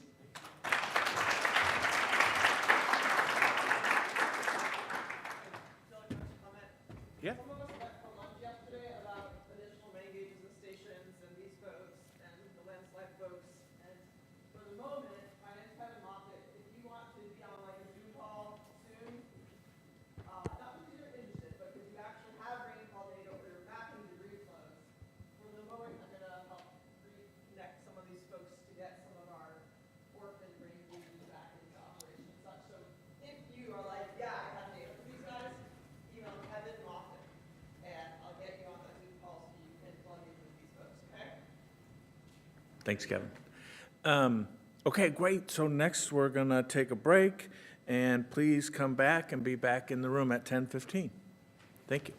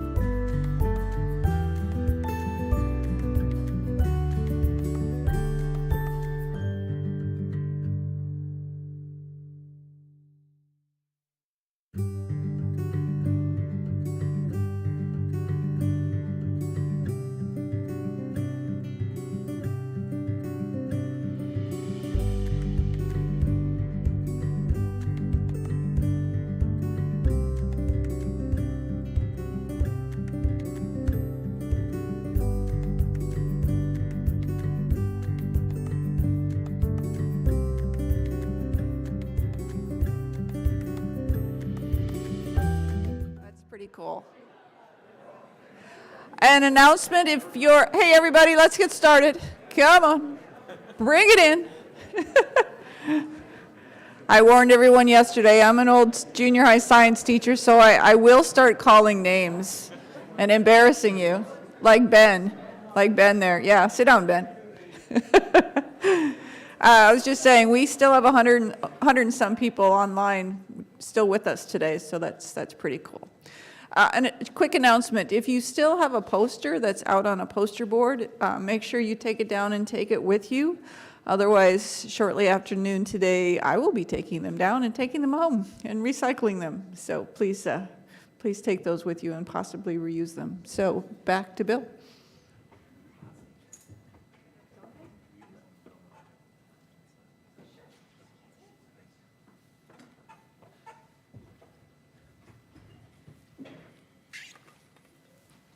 All right, we're going to continue on with some talks about debris flows.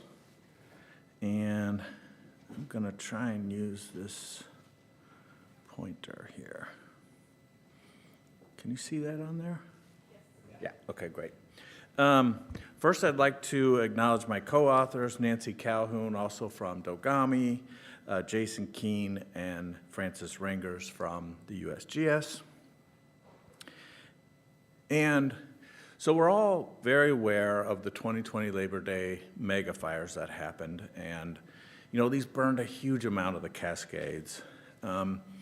But 4 months later, in January of 2021, we had an atmospheric river over the Eagle Creek fire, which happened in 2017, and that rainfall event caused a bunch of debris flows in the gorge. And unfortunately, a fatality with one of these debris flows, and this is a photo from ODOT of that fatality. And both of these events kind of combined was a big wake-up call for the need for research to understand these post-fire debris flows and risk reduction in these fire regions, especially in Western Oregon. So, was very pleased that after these events, many teams were formed, and these are just some of the teams that I'm aware of, that started doing research on post-fire debris flows in Western Oregon. And we just heard from Ben Lashinsky and his team doing some of the research there. But what I'm going to talk about today is the data that Dogami has been collecting after storms when we go out in the field and see if debris flows have happened or not.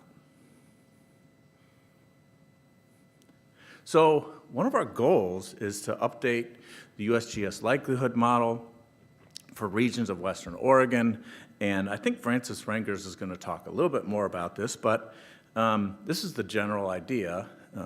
This data set is from Colorado, and the idea here is we go out in the field after the fire, after storms, and we collect data, we look in the channels, and take observations on whether or not debris flows have happened. So these blue dots on here are channels that did not have debris flows with associated rainfall intensities, and then the red circles are when debris flows happen. And the idea is that you can establish these thresholds of rainfall intensity above which we would expect to see debris flows and below which we would expect not to see debris flows. And these are the fire locations: Eagle Creek, Riverside, Beachy, Lions Head, Holiday, and Archie that we've been collecting this data on so far. And we are going to expand that to likely include Cedar Creek. So why do this? Well, one of the goals is to help issue these warnings better. And we just heard from Andy Bryant, who's been putting out these warnings, and don't get me wrong, they've actually been doing a great job. And this is an example of one of those outlooks that Andy was talking about.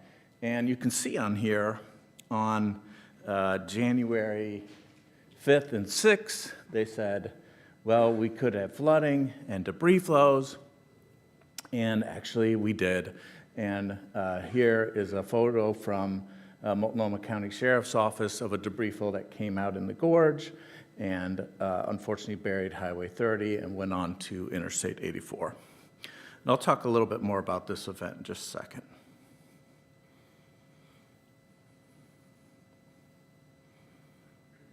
So what do we do? So we're actually in the third season now of collecting data. And we go out in the field and we drive these roads and we stop where the roads intersect these channels, and we get out and we look and we take observations of, yes, did a debris flow occur or no? And in some cases, other things happen, like maybe a flood came through, a flash flood, or a lot of water came through, and we'll take observations on that, collect all this in our art collector online, on our mobile device, and then all that data goes back home with us. We bring it up in our GIS, and then we can add some more additional information to that. So, what are some of our results that we found so far? Well, in the first season, 2021, we collected 315 points. There was 35 debris flows that season, 19 other types of events, and 226 channels that had no response. The next year, 21-22, another 300 some odd total points collected. A little less debris flows, 23 debris flows that year, but 34 flood scour and other types of events, and then 233 non-response. And then so far this year, we've only collected probably about 20 points so far, and there were 2 debris flows that we've witnessed so far this year. So pretty calm year so far this year. So let's dig into these seasons a little bit more. So first year, 2021, we had several our standard type of winter storms that we have here in Western Oregon. But on top of that, we had one strong to extreme atmospheric river on January 12th and 13th. And all these storms combined caused several small debris flows and other flood type events throughout kind of central and southern Oregon on those fires. But we had many, many large debris flows in the north. And this image over here shows that atmospheric river coming from, here's Hawaii down here, here's that atmospheric river. I've outlined Oregon here. And unfortunately, Eagle Creek sits about right there and is kind of right in the target of this big atmospheric river.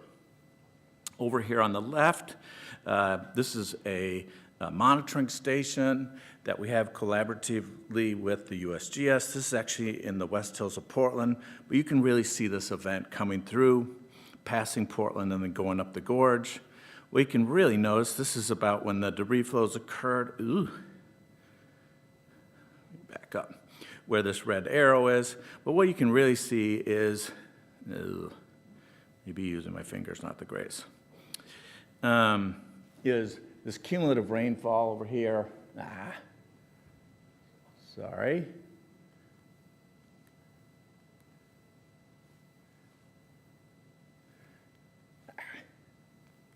One more.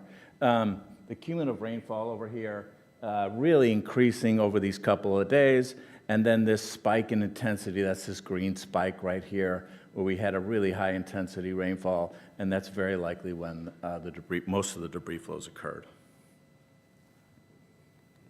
So let's look at the gorge a little closer.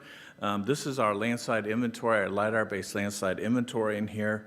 Really, you can see a lot is happening in here from a mass wasting perspective. There's also a very long history of debris flows in here, almost 100 years worth of events.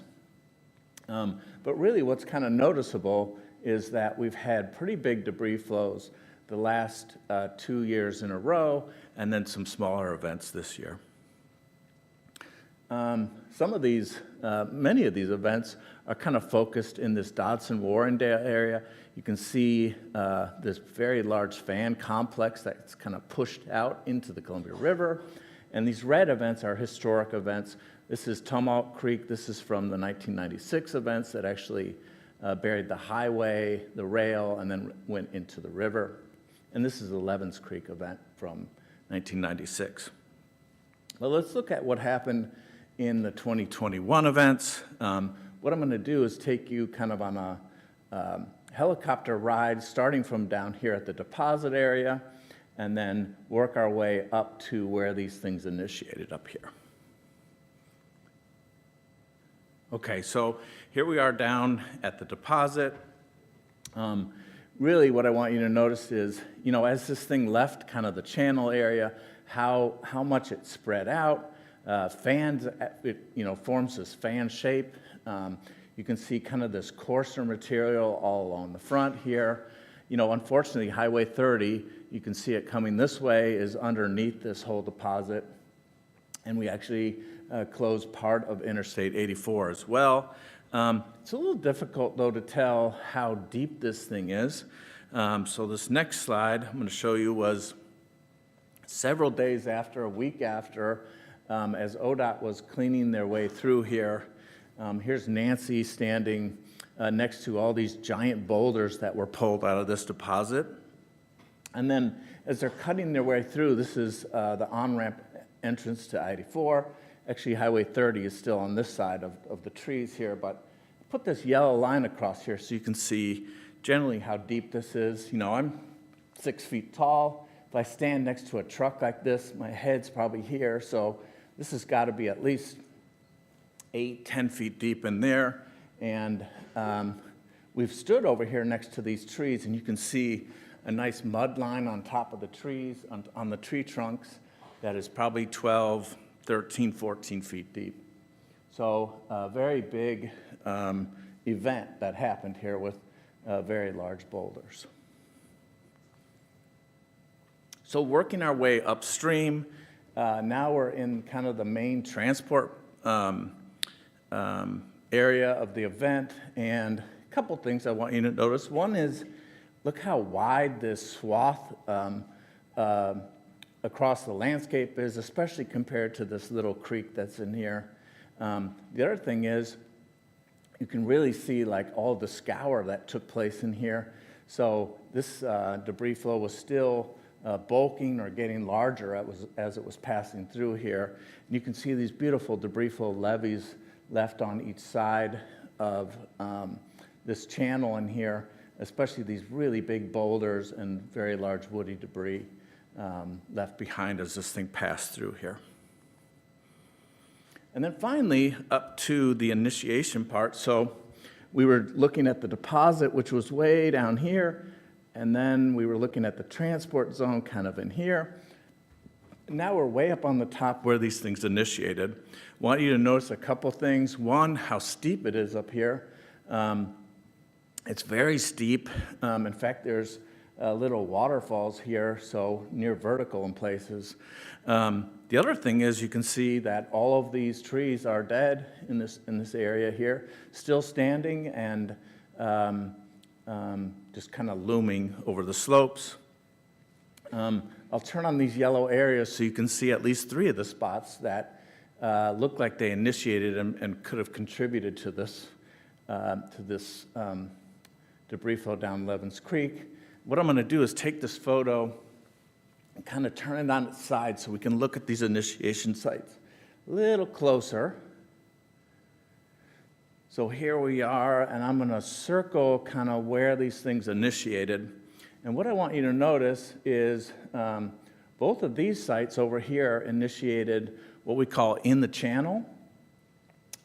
So they have kind of likely channel bed failures that initiated here and here. And then, and then this one over here actually looks like a shallow landslide that initiated kind of on a colluvial slope. And actually the channel is over here. So this one did not initiate in the channel. And to add to that, really looks like there may have been some erosion, overland flow and erosion above these 2 sites, but we're really not seeing that on this site. And what that's doing is, these sites are really close together, but we're seeing these two kind of processes happen, which makes it really complicated for us to figure out what exactly is going on in these post-fire environments. So I'm going to have to speed up a little bit here, but the next season we had, again, several strong storms and one atmospheric river. This is that atmospheric river, again, aimed here at Oregon. Again, we saw several small debris flows and several bigger debris flows up north. One thing about this atmospheric river this year, it occurred almost a year later, but we don't see these rainfall intensity spikes down here. But one thing we do see is this rapid warm-up. And there was some snow on the ground, and this really warm, moist air coming down here from Hawaii likely melted some of that snow and contributed to the debris flows that occurred this season. This one's in the Fish Creek watershed along the Clackamas. There's Nancy for scale. A couple more that occurred in the Riverside, and here's Highway 224 down here at the bottom. These two look like they initiated via shallow landslides. And then this year, so far, not a lot has happened. We did have kind of one medium-sized storm in November. We had a big debris flow along Highway 224 and several other small ones. This is that one that Ben had showed and came down and buried Highway 224. And this is a couple days later as ODOT was cleaning through here. You can really see the scour in this channel here. And then, at the same time, during the same event, some smaller stuff came down out in the gorge. Ben showed this picture. Here's Nancy on Tumalt Creek, and then Levens Creek maybe had some flood scour with some fine grain material that came out there.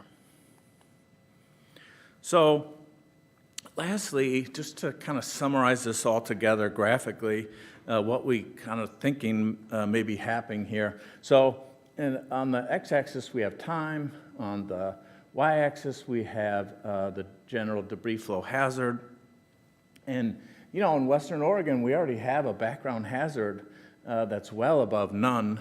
We have debris flows all the time without fire. But what happens here is, at some point in time, we have a fire, and in these kind of drier climate areas where this process, this post-fire debris flow process, has been studied for several decades, what they generally find is that that hazard kind of climbs from wherever their background hazard level is, climbs very quickly up to high, and then usually during maybe the first year or two, you have a big enough rainfall event, they have post-fire debris flows, and then that hazard curve kind of quickly comes back down to their background hazard rate.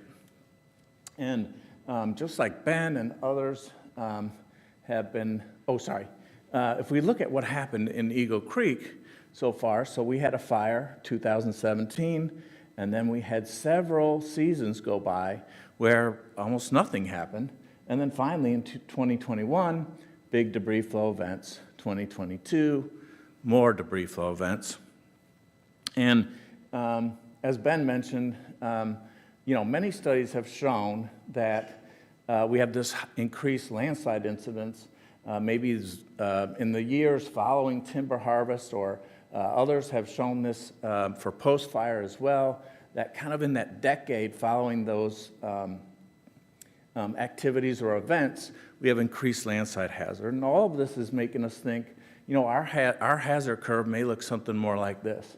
It may take it a little longer for it to get up to where it's going, and then once it's up there, it might stay up there for quite a while. And we're not sure exactly what this is going to look like, if it's going to quickly come back, or how long this is going to go, but it's definitely looking like it might be different than what we see in these kind of drier climate areas.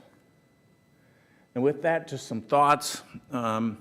We really think wildfire does have an influence on post-fire debris flows in Western Oregon, but it's probably different than what we see in these drier climate areas. One thing we're not seeing is this kind of widespread slope rilling, and I think Francis is going to show you some examples of that. Also, all this discussion about delayed mortality in trees and delayed regeneration because of the high burn severity areas are bigger.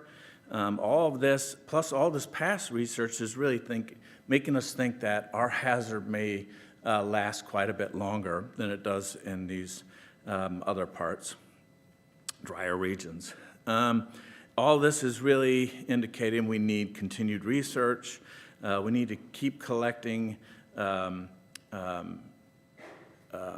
out in the field after storm events. We need to connect these to the precipitation and the snow melt and look at the various rainfall intensities. I think that was all I had. Yeah. Happy to take any questions. Do I have time? Okay.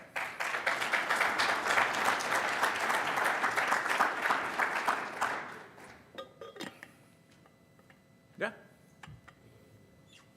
Do you have any estimates of the speed of the debris flow that you showed in the dots of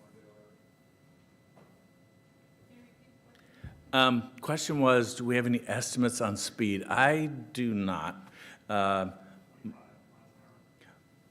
Michael says 25 miles per hour. He's actually going to give one of the talk coming up soon. Michael Zimmerman from ODOT. Around 25 miles per hour is his guess. So really moving. Yeah.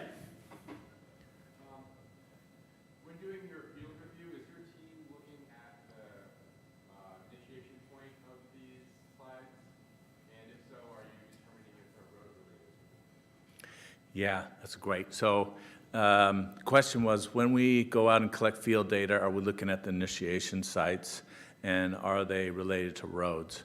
And, you know, getting to the initiation sites is really difficult, especially with this kind of mixed private and wilderness and very steep ground. And so we haven't been getting up there as much as we need to.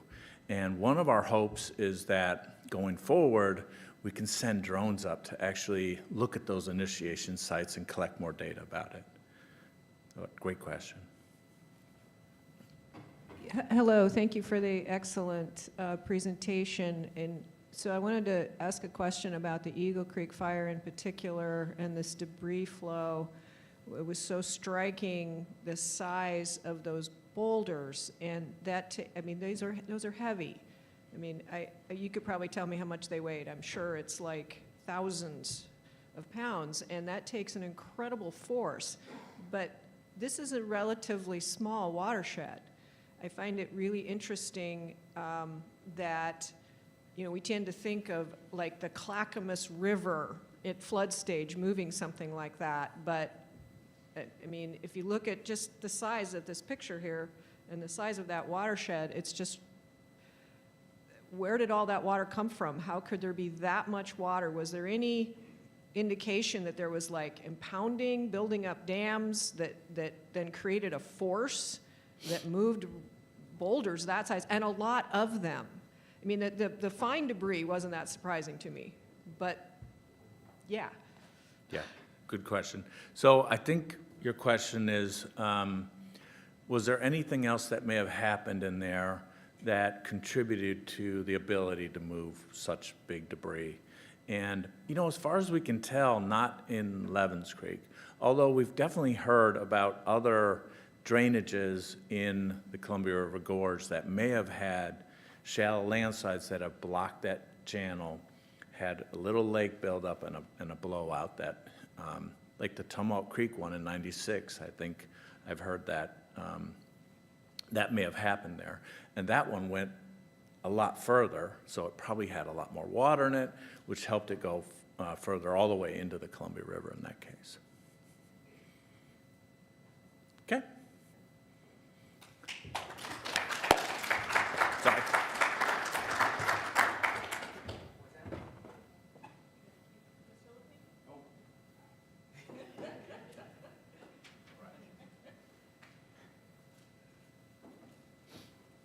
All right.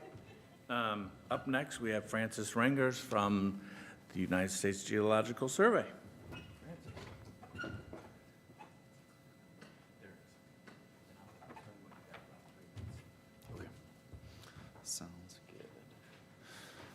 All right, thanks, everybody. It's really great to be here, see all the presentations. I'm just gonna skip the outline. Okay, so here's where I want to start. Just want to remind everybody, the last few days we've really talked so much about what's been happening in the Pacific Northwest in 2020, and I just wanted to remind everybody about how bad a fire year 2020 was globally. So I thought I'd start there. So January of 2020, there were huge fires in Australia. Here's a picture of a community where people had to be evacuated to a beach to be evacuated by boat because they couldn't travel overland. In California, you had 5 of the 6 largest fires in state history. In Colorado, we had 3 different fires that were all larger than the largest historical fire in 2020. So it was just a pretty bad year. And then, obviously, as everybody here knows, the Labor Day fires in 2020 here in Oregon were really devastating. They were caused by this omega block climatic system, and I'm not a meteorologist, so I had to look on Google to figure out what that was. But I'll show you guys a picture of that because I think understanding this climate pattern actually might be really important. But like people have said the past few days, this was driven by east winds, and hazard-wise, there were 40,000 people that had to be evacuated. So it was really just devastating from a sociological point of view. And all told, it burned 11% of the Oregon Cascades. So here's a picture of that omega block. And this is a really interesting weather pattern. It's a high separated by these 2 cutoff lows. And what was crazy about when this was happening in the rest of the country, this map kind of shows what it looked like. So the rest of the country, mid-continent was getting really cold, whereas it was burning like crazy in Oregon. And it was personally meaningful for me because I had a really nice dinner outside on Monday night of Labor Day. It was warm, and the next day it snowed a foot in my house. It was just a really crazy weather transition. So the question is, why was there so much fire in 2020? And the really quick answer that I'm going to say is it was really hot and really dry. So what I want to talk to you all about is debris flows generally, and I wanted to start by talking about a sort of subgenre, which is runoff-generated debris flows. So to think about this, let's start by thinking about just a normal forest. So this is a picture of a forest in California, and in a forested environment, when it rains, that raindrop falls, it hits leaves and needles in the canopy, then it hits litter and duff on the forest floor. And so if we compare that with a burned landscape, all of a sudden that same rain, it doesn't hit as many things on the way down because there are no needles or leaves left in high burn severity areas at least. And then there's no litter and duff left on the forest floor. So it just hits the ground. And I want to show you what it looks like when you have high soil burn severity and hydrophobicity. So let's see. So here's a video. This is me in a burn area, and I've scraped off ash. So we're just pouring water right on the soil. And you can see that it pulls up and runs right off. Just doesn't even take any time to infiltrate. So, this is the kind of soil burn severity that we're concerned about when it's just extremely highly water repellent. Oops. The other thing that happens is all the elements that make soils cohesive tend to be destroyed at about 100 degrees C. So fine roots, bacteria and fungi, even clays at about 100 degrees C, they can swell and crack and they can lose some of their cohesion. So that makes soils easier to erode when they've been heated. And in this case, this is an example of a picture of runoff-generated debris initiation. So there's not hardly any vegetation on the site. You have rilling, you have water that's not going in, and it's rapidly eroding soil. And so that kind of creates this general recipe or equation that basically, in areas after fire, often when you have less infiltration and more easily erodible soils, you certainly get sediment transport, and you might get a runoff-generated debris flow. And just to put it in a hazards perspective, from infrastructure and life safety point of view, we're really concerned because these debris flows can have a big impact on communities. So here's an example from Montecito, California. You can see a house that's buried up to its eaves in gigantic boulders. This was a car in that same neighborhood. And you can see other houses in the background that are just completely buried in boulders. And this has definitely been seen in Oregon. So our very own Sarah Wall has led this paper where she showed the impact to infrastructure and this road here from a runoff-generated debris flow. Another big concern is the impact of debris flows on water resources. So here what you're looking at is a debris flow. It came out of a watershed. It went underneath a railroad trestle, and it blocked about 3/4 of the Colorado River. So that's the general processes of post-fire debris flows. Now I want to introduce you to the USGS likelihood model. It's an empirically based logistic regression model, and just tell you how we typically try and predict runoff-generated debris flows. So this is an example of the hazard map that we create in my group. It has two elements really. There are polygons for the basins, and there are stream segments. And if you look at the legend, you can see that the polygons and the stream segments are colored by a probability. The maximum basin size is 8 square kilometers. So these are actually really small. And the reason it's 8 square kilometers is because the original data set used to develop the model for these equations is the maximum size that we had in the data set was 8 square kilometers. This empirical model is based on 1,550 observations, and it contained exactly 0 observations from the Pacific Northwest. So that's a very big problem, and it's something that we're actively trying to work to ameliorate. So here's the framework of the logistic regression equation. And the main things that I just want to point out are the 4 elements that go into it. It's basically how steep is it? So that's the terrain. How burned was it? That's the severity. And then how erodible are the soils? And we just get this estimate, the KF factor, from the soil survey.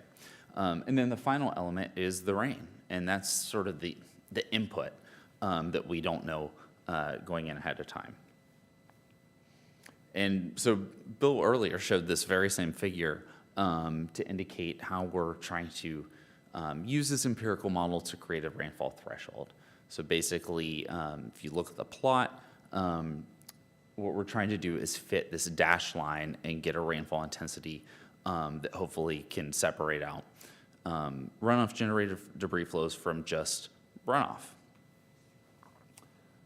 Another interesting part of this, though, is that we can take that equation, we can put in a probability of 50%, let's say, and we say, okay, what's the rainfall threshold that we need to have a 50% chance of triggering a debris flow? And so this is what we actually use to get our rainfall threshold. And if you want to know more about it, you should talk with Brittany Sealander, because she has a poster on this, and she's actively thinking about this for her postdoc. In terms of data collection, like Bill just showed, Dogami's done a lot to do debris flow and flood response observations. So that's been really huge, and just kind of showing basically what Bill just showed. I just want to highlight that Bill and Nancy went out, they collected a lot of data using ArcGIS Collector. They took photos of observations of debris flows and runoff responses. So that was really important. So that's one piece of the puzzle. The second piece is understanding, tying that rain to those observations. So that's going to be kind of the second half of what I want to tell you guys about today. So we've really benefited because folks from OSU, folks from University of Oregon have set up rain gauges and have been really generous in sharing the data. Here's an example of a Ben Lashinsky rain gauge setup. But there's a lot of other rain gauges that are already operational, and we wanted to know what they were recording. So I've started to develop some software with a really clever student intern we have in our office. Here's our GitLab page, and we call it Flow Alert. And all it's doing is it's just making it easier for us to scrape data that already exists. So I'm going to walk you guys through this software that we're using and just kind of show you how we're trying to make our lives easier. And if you want to use it, you would be the second user besides me. But we'd love to try and share this with people because we think it just makes it easier to interpret and use existing rainfall data. So here's an example from the Archie Creek fire. The first thing we do, let's see, okay, there we go. So I'm going to show you my coding terminal. So the first thing we do is we just enter one line of code, and all it says is run flow alert and add the Archie Creek fire, ACH 2020. That's our internal code. It goes to our website and pulls the shapefile of the fire perimeter, and then it buffers it by 4 kilometers, which is kind of our internal distance threshold for looking for rain gauges. And then it delivers us back all of the weather stations that are within that area. So it takes about 34 seconds for that one. So here's an example of the table that we have. And these are a bunch of weather stations. You can see quite a few are inactive. So we're not going to use those. So we have 4 stations that are active, and 3 of those have rainfall. The next step, now that we know where the stations are, we want to pull down that raw data. So we just send command number 2. We tell it, again, the fire that we're looking for is the Archie Creek 2020. We give it a start time and an end time. And then it takes about 15 seconds. It now pulled down all the raw data from those rain gauges. And so here's an example of what that data looked like. There are lots of fields, but we really care about the rainfall at each interval. And this is like 5-minute rainfall data. So it's pretty useful. All right, so then our third line of code that we're going to do is going to take that incoming rainfall data and process it into rainfall intensities, because that's what we typically use as guidance. And the reason we use rainfall intensity is that in the past we've seen for runoff generated debris flows, it's really not the duration of the storm that seems to impact the debris flow initiation. It's really the intensity. So for short duration storms or long duration storms, whenever that intensity kicks up, that's when we see initiation. That may not be the case in Oregon, but that's kind of traditionally been what we've seen in other places. So we run this code to process the data, and yeah, it's pretty simple. We just enter in the start time and end time again, and give it a few commands like save the plots and save the data. And the output looks like this. So we get a plot that's an output. Here we have dashed lines that show the USGS thresholds. You can see different rainfall intensities, 15, 30-minute, 60-minute. Interestingly here, none of them cross the threshold. There's also tabular data that sits behind that. So this is just the This is just what we use to make the plot. But those are the two outputs from our software. And they give you, things like the 15-minute intensity as well as the threshold, and it just tells you with a little flag, like either you crossed it or you didn't. So I just kind of want to show you guys some initial results that we got from this. Here's a map of the different fires from the 2020 Labor Day event. And the little raindrop shows the location of these 42 rain gauges. Not all of those gauges were usable, even if they had rain, because sometimes they only had a resolution of 24 hours. So we weren't able to use everything. And the points on here are observations from Bill and Nancy. And the gauges weren't always super close to the observations. So this is the biggest problem. For example, here, looking at one single rain gauge in the Archie Creek fire, there was only one rain event that actually had an intensity higher than our threshold. So I'll just really quickly take you through some of the initial observations of the rainfall. If we look at the first winter and just look at 4 of the sites, the maximum 60-minute rainfall is about 10 millimeters an hour. I realize that's probably very hard to see in the back. If we go to the summer, I broke out the summer storms as well. So same 4 plots, but now we're looking at the period from June 1st to October 1st, 2021. What was interesting to me is actually the maximum 60-minute rainfall isn't all that different than what we saw in the winter. It's 13 millimeters an hour here. We also did this for 15-minute. For the sake of time, I'm running a little over. Maybe I'll just skip these. I'll kind of summarize this at the end.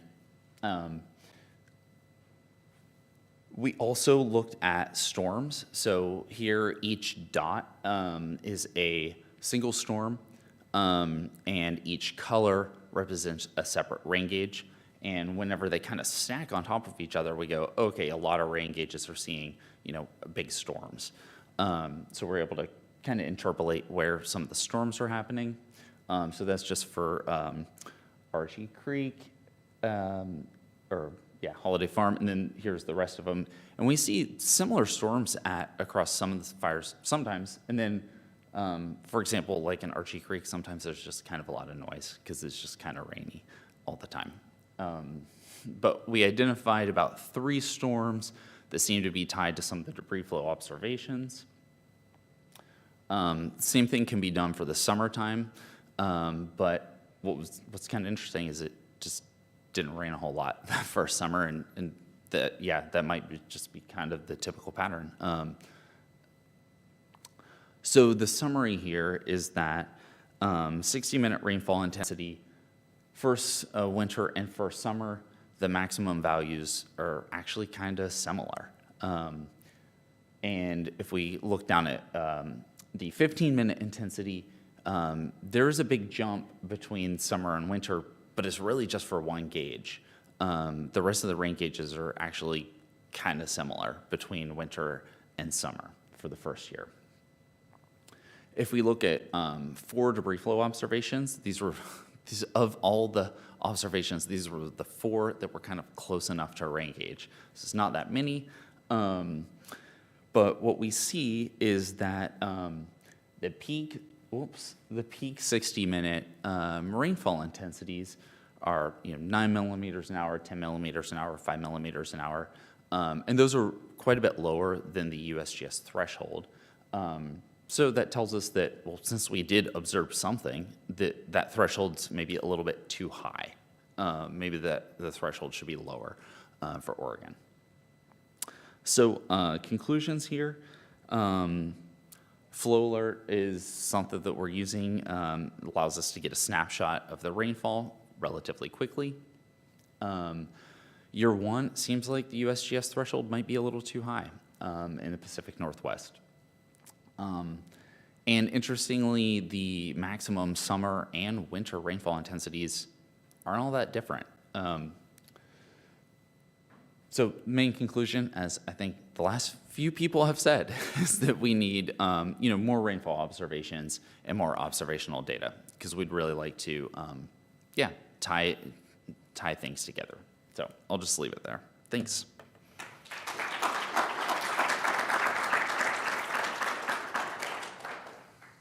we have a couple minutes for questions. Yeah, thanks for the talk. This could go to any number of you, but on the break, Aaron and I were talking about the role of freezing and thawing, those freeze-thaw cycles. So do you think that, of course, we've had a lot of cold weather here, freezing lately. Do you think that might contribute to more slides this year? That's a great question. One area that I've personally seen freezing and thawing contributing is helping to load channels. So it can, things freeze thaw and it helps to load channels with sediment. So I wouldn't be surprised if that was part of it. Back to the first speaker. Have you thought about large root decay? That was pretty well established as for post-clear cut slides and debris flow as the dominant factor. And the anecdotal story was that 15 years after clear cut on the west side is when the soil would cut loose. So large roots are what holds the slope together. Have you been looking at that at all? We're relying on Ben Lashinsky to guide us with his data collection. So yeah, hopefully his results really kind of help us with that. Okay, and for you, the clays are held together mainly by organic matter sorbed on the, accumulating on the surfaces of the clays, and during a real fire, like the places you were showing where the soil has clearly been burnt, that organic matter is gone. So that's something else I think you should be thinking about. Have you been aware of that? And Yeah, no, that's a great point. Yeah, like I said, when you get to about 100 degrees C, soils become a lot more erodible. What's interesting is that it's really hard to propagate really hot temperatures very deeply. So you don't propagate 100 degrees centigrade and beyond about 10 centimeters. yeah, but that's, as you showed, that's where the change occurs and the flow, the surface flow starts. So that's what's important. Okay, thank you. Francis, can you imagine a world where we're less beholden to rain gauges only, and in terms of getting this? And I'm curious if you have experience or thoughts on the analysis studies that the atmospheric sciences crowd is bringing to the table, where you can combine rain gauges, models, and remote sensing satellites and so forth to get 4 by 4 kilometer block time series with hourly intensities, for example. Have you talked to folks doing any of that to see how well it works, or is there promise there? That's a great question. Yeah, that's something that we thought a little bit about. Dipped our toe in the water just a teeny bit last summer. It wasn't the reanalysis, it was just looking at radar. And what was interesting was that 1 by 1 square kilometer grid cell, sometimes it agreed really well with our observations. Sometimes it was off by a couple grid cells, and we kind of interpreted that as being wind. So if the radar is happening pretty high in the atmosphere, by the time that translates down, it's drifted a little bit. So it was a little hit or miss. So I think we're still pretty excited about on-the-ground rain gauges, but yeah, really to move forward, integrating some radar and knowing what the uncertainty is between the observation and what's happening on the ground, I think is where we need to go. So great suggestion. Yeah.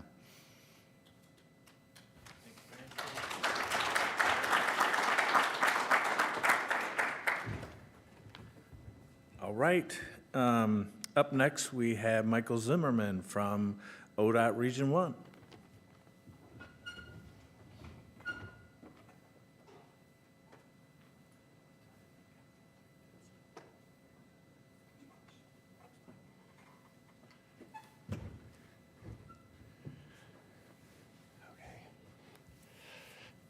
So I get to talk about where the rubber hits the road, so to speak.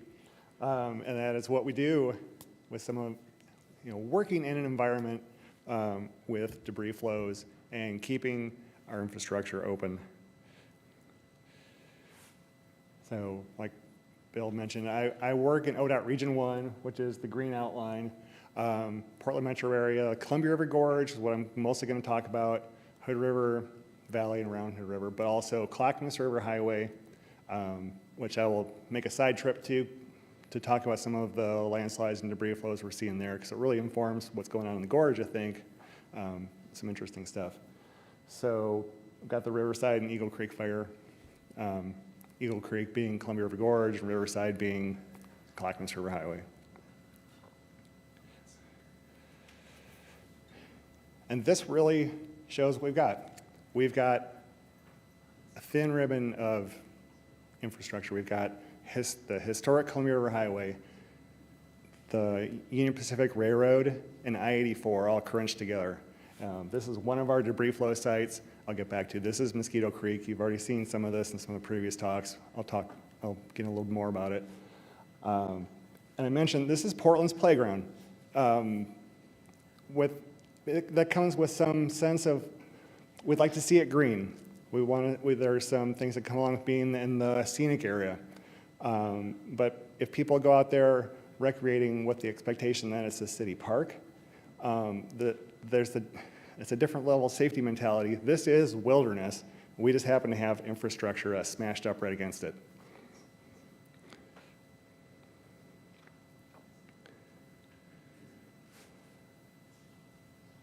And when it's a complex human environment, there's a lot of stakeholders.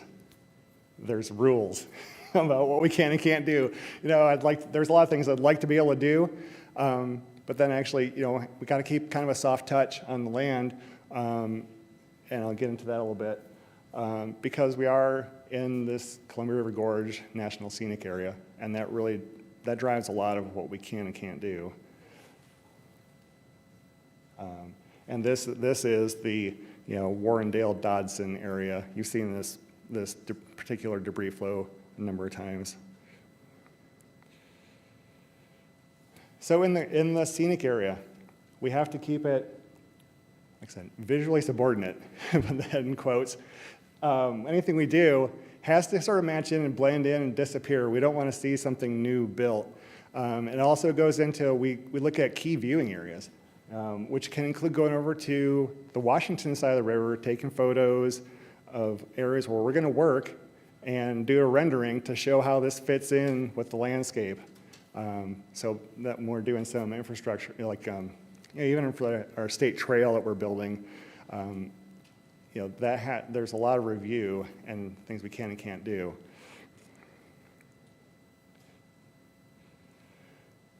So, and those also had debris flow, but there are some other geologic hazards or post-fire hazards I want to talk about. Rockfall, hazard trees, debris flows. But rockfall really, and there was some talk about freeze thaw. Rockfall happens. We see that during the fire, right after the fire, and for a while after the fire. Got them out of order. Okay. So, talk about hazard trees first. Okay, this is a pretty unique. Well, it's not just unique to fire, but I will say in my 4 years I've been at ODOT, trees coming from way up on the slopes are tied in fatalities in Region 1 with debris flows.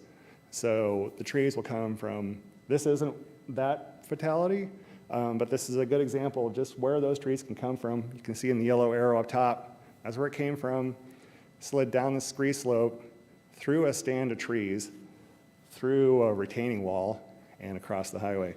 So this is a real hazard. It's something else to be aware of. And rockfall, that's where I started talking about the freeze thaw and things like that. And just a lot of these slopes are really like scree slopes, talus slopes. They're at the angle of repose, or they're a little steeper because they had a vegetative assist. Well, you burn that vegetation off, and now it's steeper than it really wants to stand. And so even like we've seen with trail work being done up above the historic highway. You just touch rocks and it just sheds and sheds and sheds more rocks down the hill. It's so sensitive. So that speaks to how much the rock fall and this raveling debris could be filling up side channels, building up towards debris flows. So, I mean, what we can do about it, and I'll say, okay, so we can put up rock fences. That's rockfall fences. You know, those are a little intrusive. We try to color them as best we can, but really that's the best solution to stop big rocks. And then you can see that's the photo on the right is a consequence of a rockfall. That's a big one for, that's not post-fire, but just give an example of what we see in the gorge. And it plowed through a rockfall fence that's along the historic highway. Parts of it made all the way down the highway. And, you know, I almost say, fortunately, the car hit the rock instead of the rock hitting the car.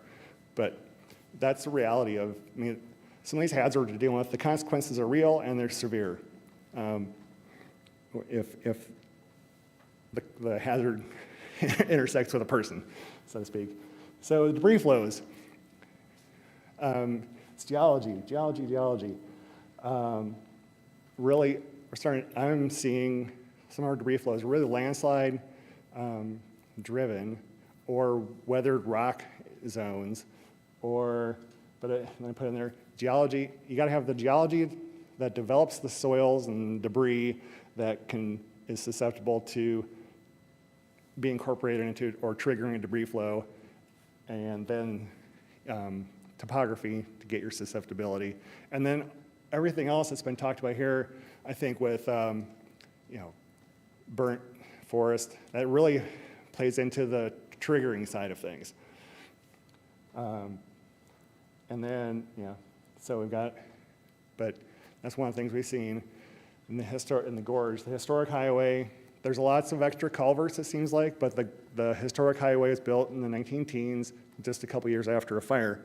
And now that we've had the Eagle Creek fire, you start to see streams with more water flow. So here's a little diversion down to Clackamas River Highway. This is a new site, a new debris flow site on June 6th of last year. So it's an atmospheric river event, but it was kind of odd for, you know, June to have a new debris flow site, but there it is.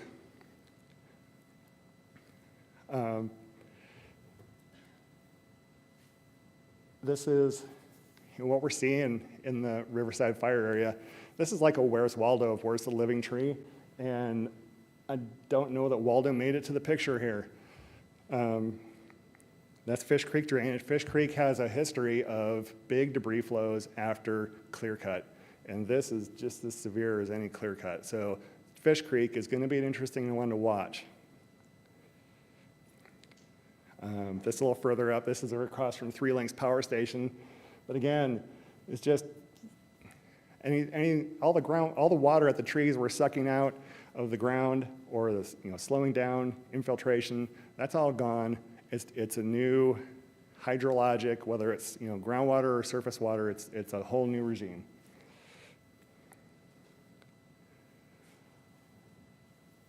But what we see mostly in Clackamas River Highway and in the gorge is this Columbia River basalt, which forms rock, or it doesn't really weather down to clays and stuff. It really gives you more of a rubbly debris. So how do we get debris flows out of that? Well, maybe those just contribute to the bulking. But really what's the problem is up on top. And this is that same debris flow. There's this little layer. It just shows up as a dotted line in the geologic maps. And that's the Vantage Horizon. It's a sedimentary interbed, and it causes all sorts of problems around the region. It weathers down to clays, and that's where these little landslides are initiating and then dropping into the channels, and then it bulks up as a debris flow and heads down to the highway. Again, here's another one. That's landslide's a little hard to see, and actually can't see it from the road, but we saw it from the air. Another landslide kicking off right in the Vantage Horizon. And then there's this one. You've seen this one. This is one we talked about from last November. There's that big flat bench with all the trees growing on it. That's a big landslide. up at the top of the drainage. And the yellow arrow is our debris flow down to this one, which you've seen some pictures of already today. And this was actually a couple debris flows over that weekend. But we're going to get up and fly this in the next week or two and look and see where the actual source was, because it's, as been mentioned, it's pretty rugged to try to hike up that. And I really don't have an interest in driving miles into a burnt area to get it from the top. I mean, unless I've got some friends with chainsaws so I know I can get back out. It's getting up in those forests, in these burnt forests, I'm kind of, no thanks. Yep, and just I've been out there on clear, calm days and hear trees crashing down. Wow, anyway, so we're back to the gorge in this Mosquito Creek site. The photo on the left is 2017 before the Eagle Creek fire, which you look up on top. There's lots of green trees above the cliffs, and then most of them are dead in 2021 with the fire being in September 2017. Mosquito Creek, yeah, it did change. So now we're seeing it flow more intensely and flow year round, where it used to be a seasonally intermittent stream. And this is our source area. Again, this is the geology. This is a landslide way up on top. This is just part of the landslide, but it's just the different, it's, briefly, it's lava flow that flowed into water, and it creates a glass which breaks down to a clay. So it's more susceptible to landsliding. But the area off on the left, right above where it says the dates, that's also part of the landslide. All the kind of the green off, the bright green off on the left in the sun, that's all landslide. That's part of the source area. Here's just another shot at that. You can see the crack, the landslide scarp. Everything between that scarp and the cliffs is moving, even out onto the point down at the far lower left. That's all part of this landslide. It's feeding into Mosquito Creek.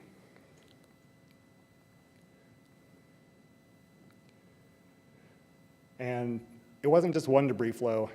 There were at least 30 that I was told about, and when maintenance guys started telling me about what's going on down, I'm like, oh, how much was on the highway? And I'd write it down, and then finally put it into a spreadsheet when I realized it was just keeping on going, and we got to 30. I mean, it's pretty significant, and a lot of these are maybe you've got a debris field that keeps readjusting, so some of them are probably, but what to say, there are definitely some that are landslides up top falling into the drainage. There are other ones where it's already debris in the drainage that are coming down. But anyway, 30 debris flows at the highway.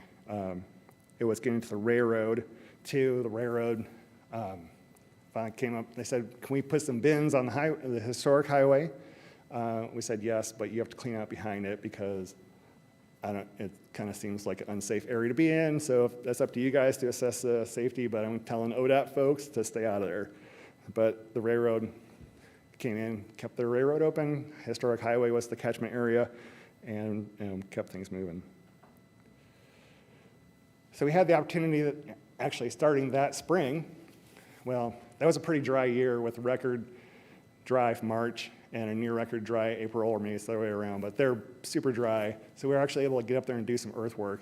So, but it's about as steep as you can operate equipment. But we did put in a berm, and kind of straighten out the channel, which is great to have this opportunity to actually do something to deal with landslides. And the whole goal is we have got an old rock pit, which ODOT just happens to still own. We actually thought we had surplused it off to state parks, but the state parks came back and said, no, it's not ours. And so we got maps showing that it is. So that was a little, hiccup, delay. It was just kind of a little interesting side note. But we put some sediment basins down there. They're not complete catchments, but it's a flat area. It allows most of the debris to settle out. There still has been some that's gotten down the road when these things have been partially completed. But it's just, it's just muddy debris. It's not the big rocks and the bulk of the debris. And really, we build things, and then we don't give our maintenance folks any additional money to fix it and keep it operational. So anything we Bill went to with this, the idea that it needs to be maintainable. It needs to be something they can do themselves with the equipment they have, or it's easily contractable out to like earthwork contractor. It's not some specialty fence or anything, which those have their place, but this one isn't that site. We were able to, and you can see on the right side of this photo is our original diversion channel. We came back in this fall and into this winter even, building, it's a MSE wall structure basically. There's concrete blocks on the uphill side, there's bio bag on the downhill side that should be has growing medium in it, should green up, but it's a pretty tall wall, 15, 20 feet some places, which to get that built in the gorge that's an accomplishment. But it's hidden up in the trees. We actually kept a lot of trees. We could have done something different if we could have cut down a lot more trees. We had done a simple earthwork type problem, but we tried to keep the footprint narrow, and which means you got walls on both sides, but that kept a lot of the trees that screen the more building. And then you can see here's the debris basins that it flows down to.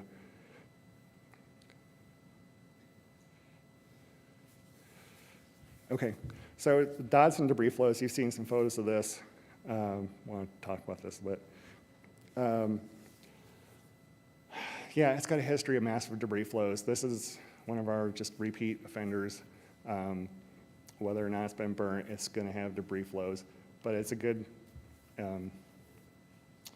anyway, it speaks to what, after the 96 floods and debris flows, there was some consideration like, well, what can we do to contain these things? And you basically need 1 million cubic yard storage area for each of 6 different channels. So that's not going to happen in the gorge. But maybe we could do something else. Maybe we could put in some advanced warning. There are some other things we could do, because it's either we scoop it up and wait, or try something different. But we're not going to build some big infrastructure there. And then there's also consideration of, where's the money coming from? The buckets of money. And Federal Highways has been a great partner for the emergency response and source of funding. But really, we try to get all that done in 2 years. ODOT doesn't like to ask for extensions. We will, but we try not to get past the 3-year point after an emergency. But as we talked about debris, and Bill mentioned, debris flows take a while to develop. So we might be seeing those after kind of that opportunity for funding has passed. But then again, that might be a new emergency, I guess. So we can't make things better, most cases. But we have made the argument that there has been, the fires have increased hazards, rockfall hazards and debris flow hazards. And so really we're looking at a different, we're not mitigating to the same baseline. We're trying to mitigate the new baseline. But that's got to be something you can see happening. It's not something you think is going to happen in the future.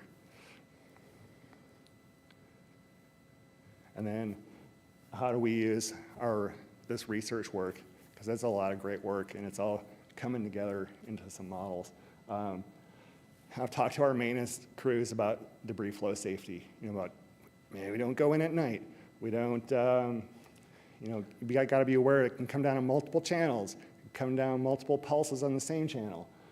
This photo, when this was taken, you can see the cluster of cars down the intersection, the white vehicles down there. I'm furiously texting to the ground, hey, you guys got to move because you're underneath Butcher Creek, which has its own rock dam up in the channels, and it has a history of filling up that intersection infield itself. So, and that goes to where we put our emergency operations center. But also, there isn't equipment in the middle of that digging out, and unfortunately there is, there is a woman buried in there. We don't really know where the car is, so, but the reason we got helicopter photos is we're going up there to look to see what else is going on before we rush in. So just knowing how these things work. And then planning, are we going to put in some of these sites, maybe some bigger culverts that are easier to maintain, things like that. And then it just helps us talk to our neighbors. A lot of these problems are problems that start off definitely off the ODOT right away upstream. So we're just on the receiving end of it. So we really got to go talk to our neighbors about what can we do together to solve some of these problems. That's it.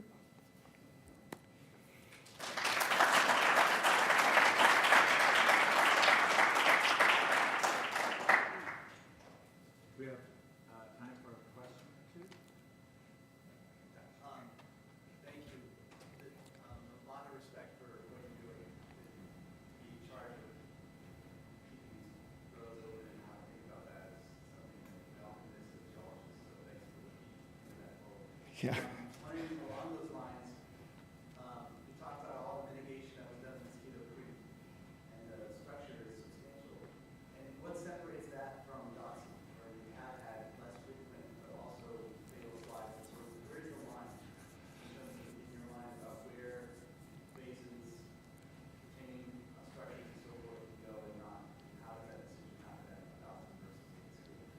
Okay, yeah, and the question was, why at Dodson have we not done any structures or basins or sediment retention, where we're doing it at Mosquito Creek, which is a smaller site.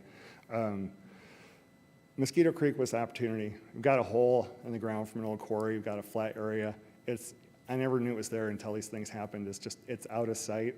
So as opposed to Dodson, the structures it would take are just, they would be very obvious on the landscape.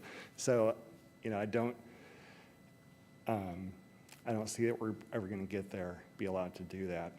But then, I could talk about some other things, but where our safety dollars are best spent. Is it honestly, is it intersection improvements, stopping crossovers? Because if it's not emergency, it's coming out of the safety bucket of money, and there's only so much of that. And you look at what's the most likely event that's going to, that's going to be beneficial for that money. So that's a tough one to swallow sometimes as a geohazards professional. At Dawson, it looked like there were a couple of structures in that flat area, but that looked like a fair amount of accommodation area. What about the idea of buying out properties or getting, the massive hazard in a couple structures, and those people want to be safe, presumably, may have long roots there, but it's like, that is the accommodation area. Yeah.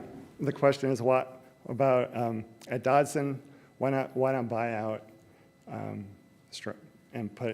buy out the people that live there and use that land to accommodate debris flows and catch the sediment there? And I think my understanding, what I've been told, is that agencies have first right of purchase on new land transfer, land sales in the area. And if you look over the years, houses just keep disappearing. Debris flow happens next door, and someone's like, I'm out. And it gets bought by Multnomah County, or it gets bought by the Forest Service, is what's happened. It's steeper than it looks like from the air, and those debris flow, really, the interstate is the first real flat ground. And so that's where things are going to stop.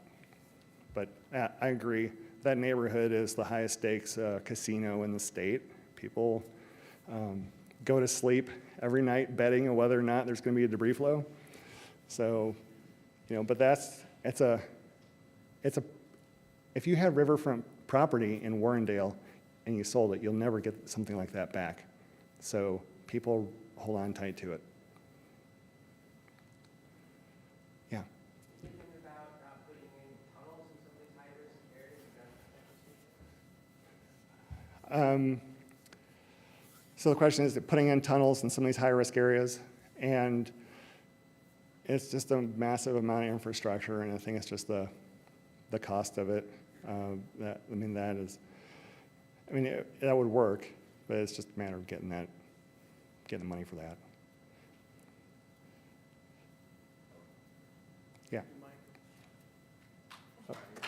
Oh. I'm glad to answer any questions. Just catch me afterwards. I know there was a couple hands up still. So, thanks.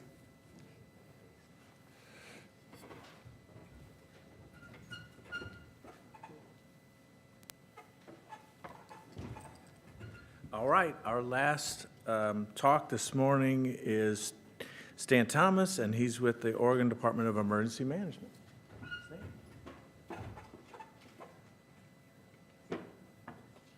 All right, it's good to be here. I'm 629 days away from retirement, and this has proved why. I have to navigate an iPad because I couldn't plug in my computer, and I had to get my parking pass on my iPhone about 10 minutes ago, so no kiosks. So I'm learning.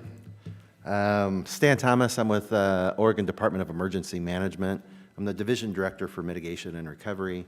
And so a lot of people that I meet, like Mr. Burns and other folks, are on our worst days. But then we become very good friends as we try to rebuild Oregon back over time. I'm here to talk a little bit about the 2020 wildfires and the challenges that we ran into after the 2020 wildfires and the challenges we are faced with today, particularly with how we build back communities where the landscape has changed, the vegetation is gone, debris flows are going to be much more common in certain areas. And when you think about the beautiful community of Detroit Lake, Oregon, some of those properties were built on years and years ago. We know a lot more than we knew back then. And how does that impact that community, the economic recovery, and most importantly, the people that own those properties that now are identified right smack in the middle of a debris flow? And how does that impact their insurance? The questions go on and on and on. I'm going to try to navigate. I do have my own iPad, so this might move slow because it's trying to load some GIS work. I'm going to try to get to a storyboard on the 2020 wildfires and just talk a little bit about the impacts and then close out with some thoughts and some work that we're doing. So far, so good.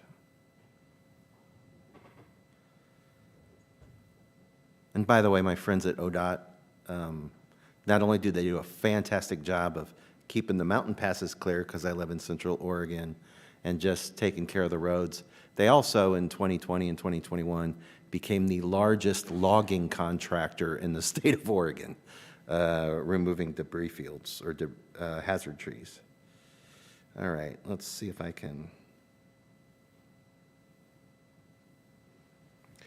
Okay, I'll run through this just a little bit. And if you're not aware, if you go to the Oregon Department of Emergency Management's website and you want to get information about disasters or current information, we've got dashboards that tell you how many drought declarations, how many earthquakes we've had, how many landslides, all of that good stuff.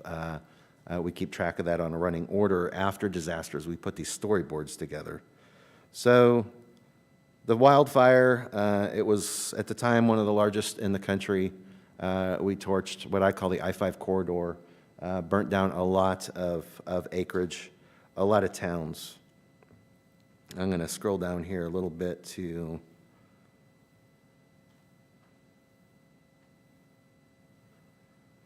this was the state. 21 wildfires is a misnomer. We had hundreds of small wildfires, but we had burned over 1 million acres. If you can see, tap anywhere to interact. I just don't want that there. As you see, those were the main fires. If you look at the Lions Head and Beachy Creek fire, you can see Lions Head very clearly. Beachy Creek is right in front of that. Those fires took off, and one of them moved about 55 miles in 2 days.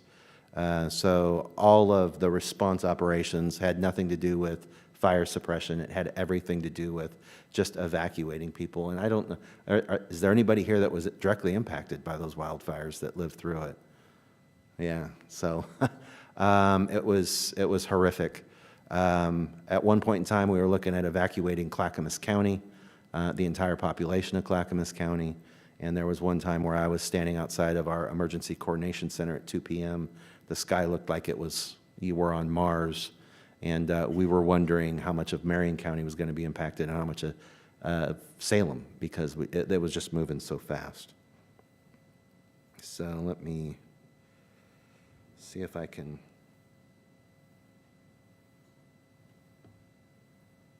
All right. Looks like I'm stuck on this. Is there a way to go backwards?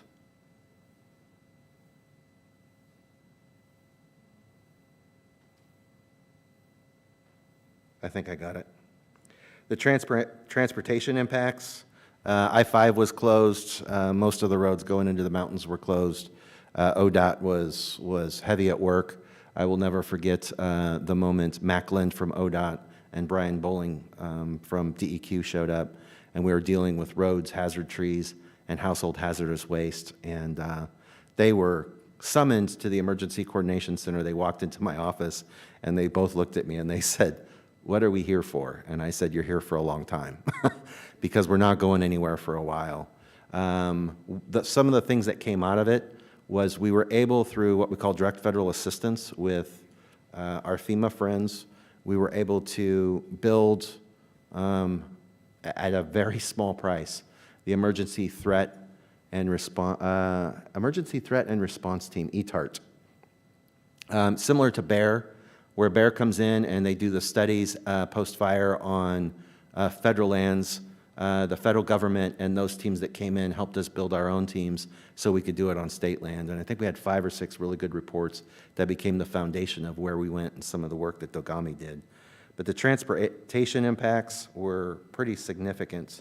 The local impacts, we burnt down Otis, Talent, Phoenix, Detroit, parts of Mill City, Blue River. And Blue River was probably one of the hardest hit communities and one of our biggest challenges, which is still a challenge today, on getting reconstruction moving up in Blue River. I want to go down to Jackson County. Jackson County was the hardest hit as far as loss of homes.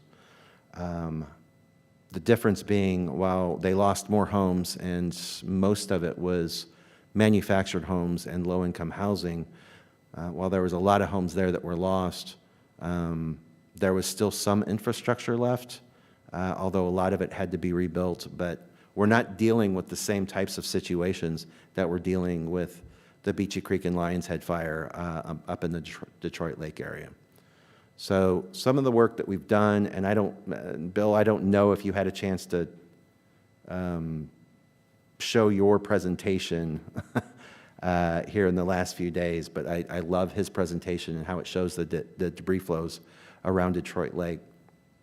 But we've tried to work closely with Detroit and with the state of Oregon, with Dogami, Oregon Department of Forestry, Oregon State Fire Marshal, the insurance division out of DCBS. We're trying to get a team together to look at it holistically as the state of Oregon. There's already rebuilding that's going on up in Detroit.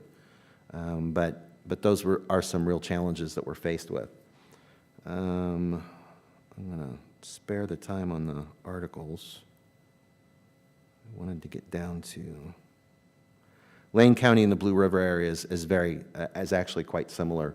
We actually have one project that we're still working on, a fish hatchery with Department of Fish and Wildlife, and it's kind of with debris flows, but also with the rivers and the streams. We have one fish hatchery that was built in a certain location based on the canopy to protect the fish, and now that area of the river is may not be functional to have a fish hatchery. So we're using federal dollars, a lot of federal dollars coming in, but one of the things what we're looking at with that particular location is we may have to move the entire fish hatchery to make it viable. It's easier to do when you're dealing with government property and government land and state agencies than it is to get into the Detroit and the Blue River area and have known hazards and have to move folks along.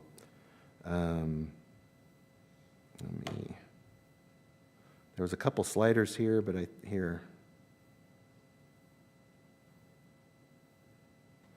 So I will play this and just kind of let it run for a minute, and then I'll talk real quickly about some of the things that I hope that we can change as we move into rewriting our disaster recovery plan.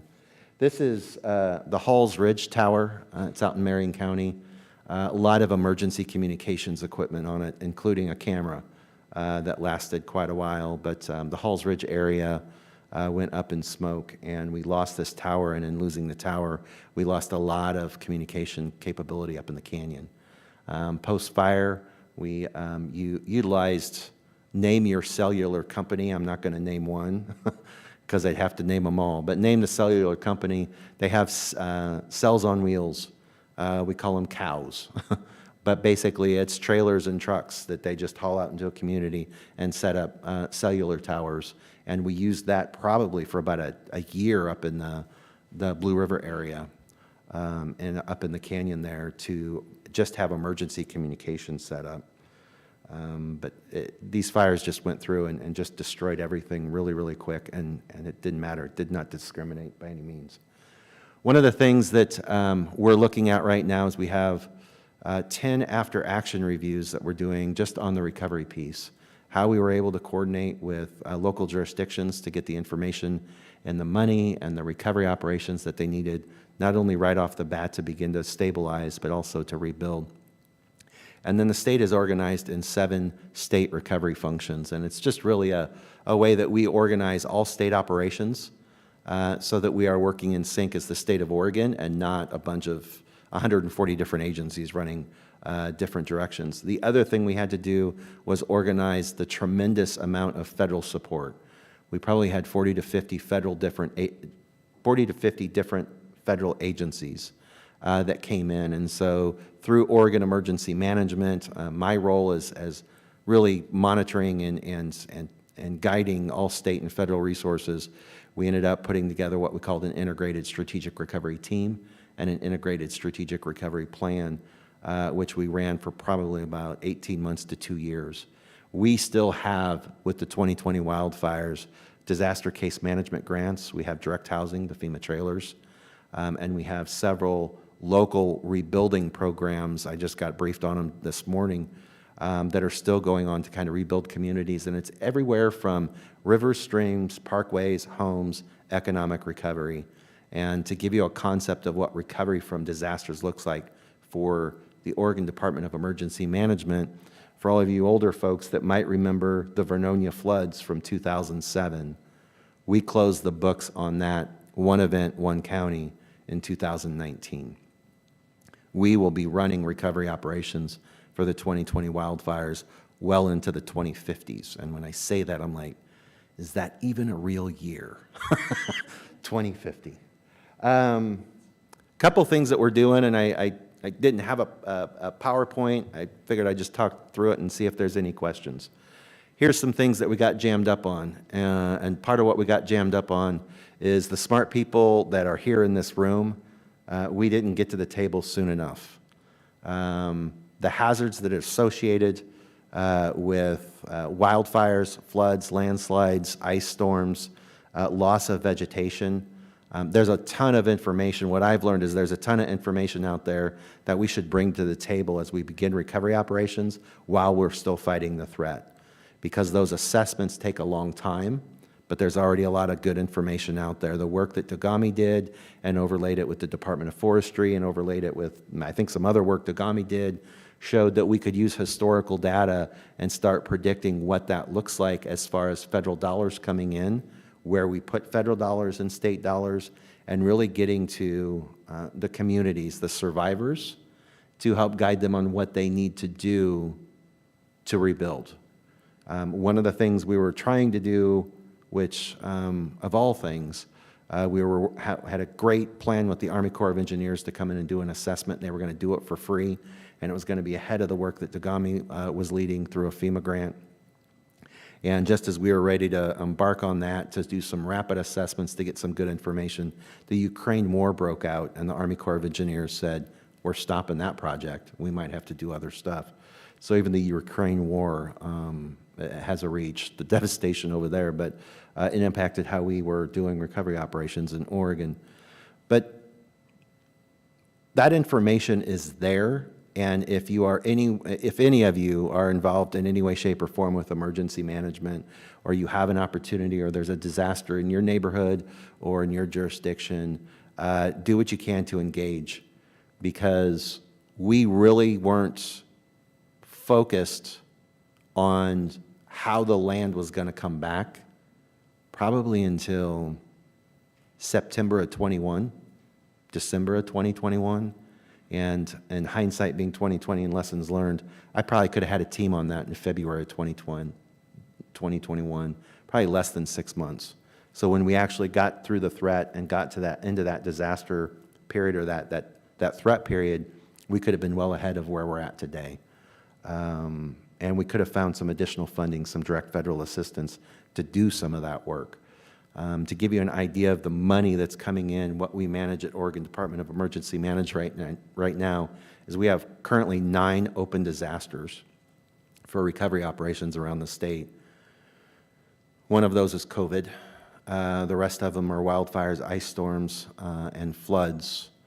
But the estimate I got yesterday was probably about $2 billion in federal relief will come through our agency and out to local jurisdictions, not only for recovery, but for hazard mitigation.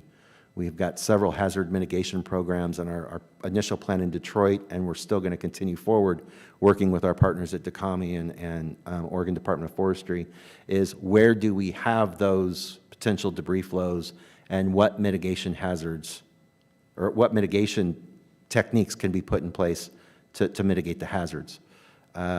It's something that we've really never embarked on at Oregon Department of Emergency Management, but it is a place we have to go. So that's kind of in a nutshell. I could probably go into details for days about how those fires impacted the state and how we are changing our direction forward. But our takeaway is one, our next disaster recovery plan that we write, we wrote it in 2014, 2015, and it was based on theory, and we were thinking about Cascadia subduction zone. The 2020 wildfires is about as close as we can get, I think, to a Cascadia subduction zone for some of those communities. And we're rewriting it based on practice and lessons learned now. So one of the things that I definitely will have is my friend Bill Burns, front and center with a chapter in there on how we engage DECAMI, ODOT, and all of the other organizations that can do those land assessments rapidly right after a wildfire or during the wildfires using LiDAR and all the other technology that I apparently can't master. So I'll leave it there. I know I'm in between us and lunch, so any questions? All right, thanks.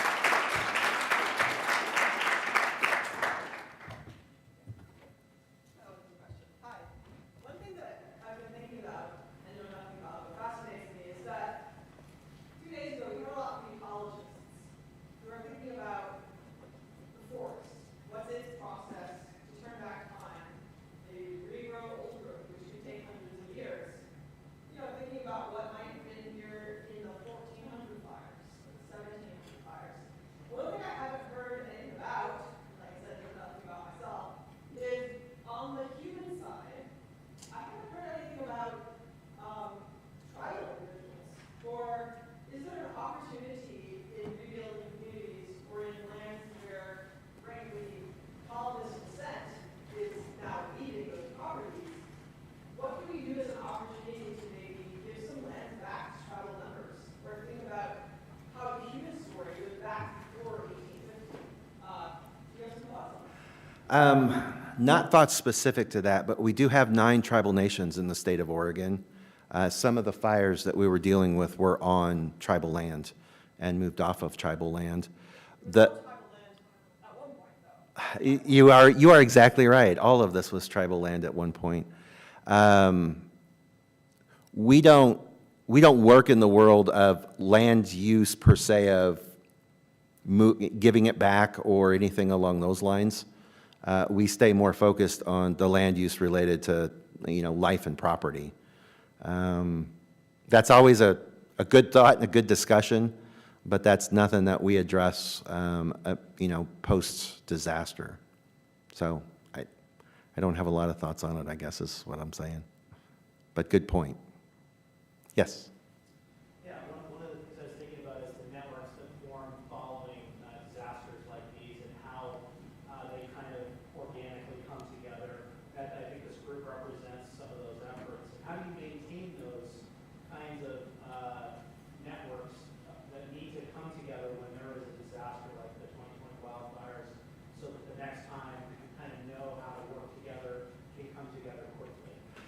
Yeah, that is a lot of work, and even with disaster recovery, that's the world that I live in.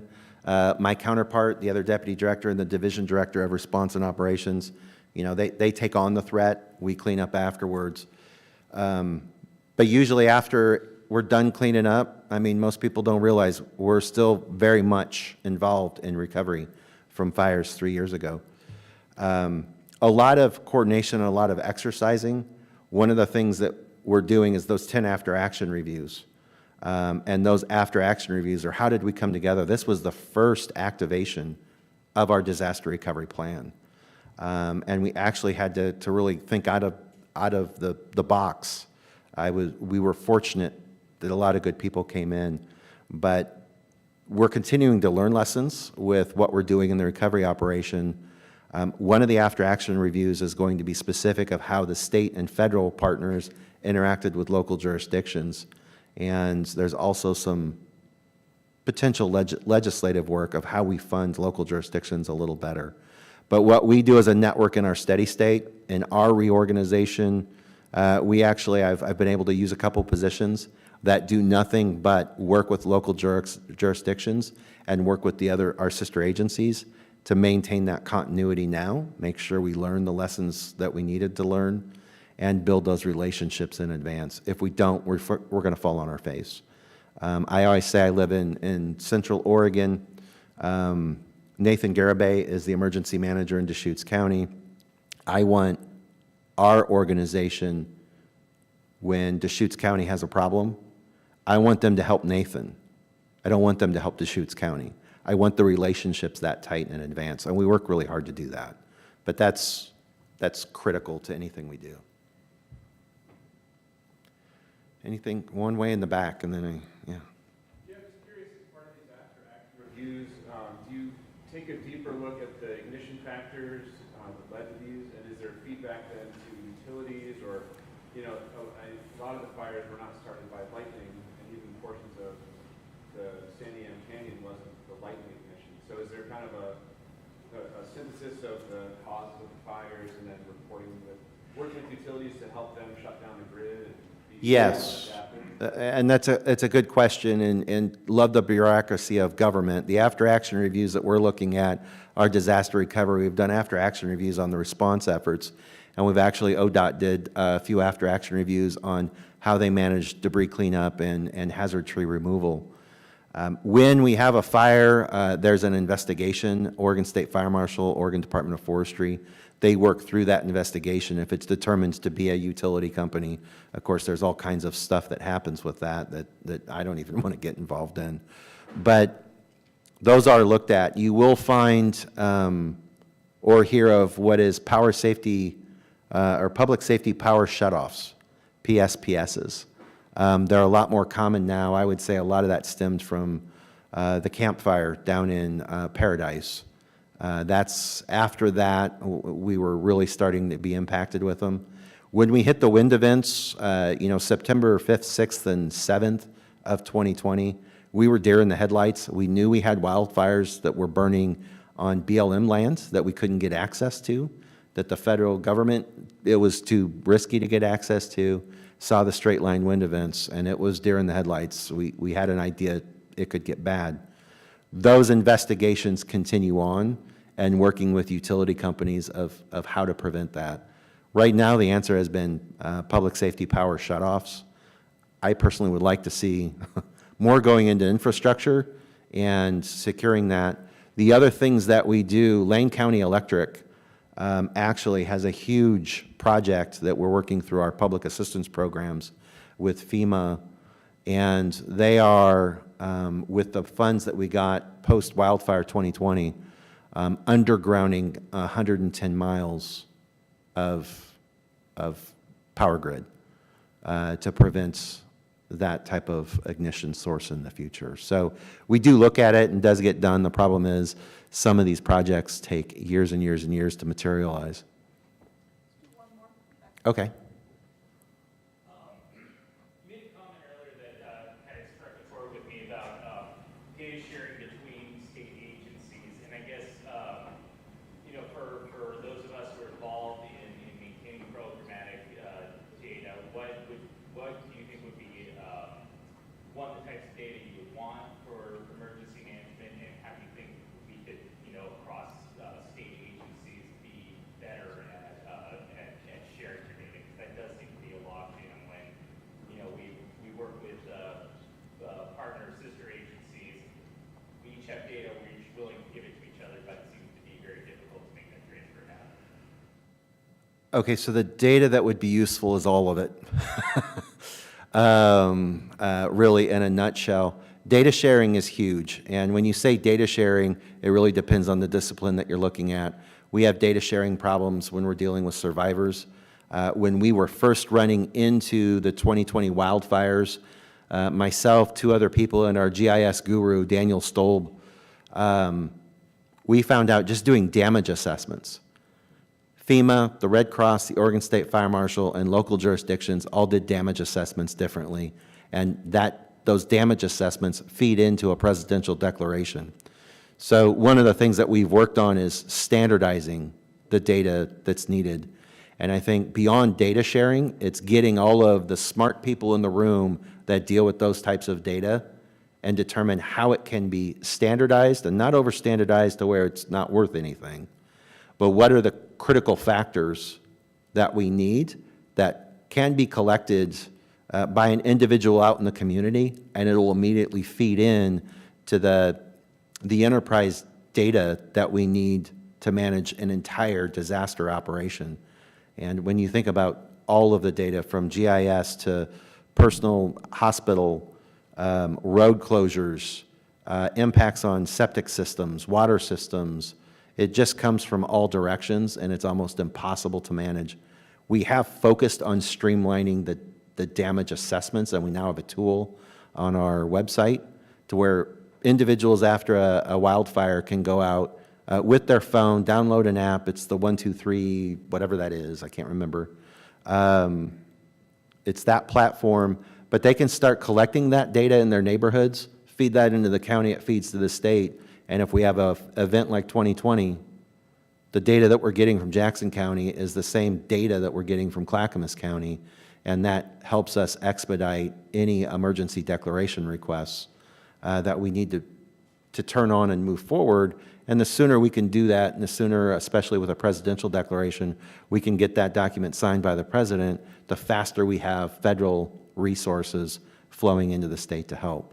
It's a good question. There really isn't an answer for it right now, but it needs a ton of work. I would say it's probably, data management is probably one of the most significant gaps we have in emergency management right now. Nothing else. Thank you very much for having me. Thanks.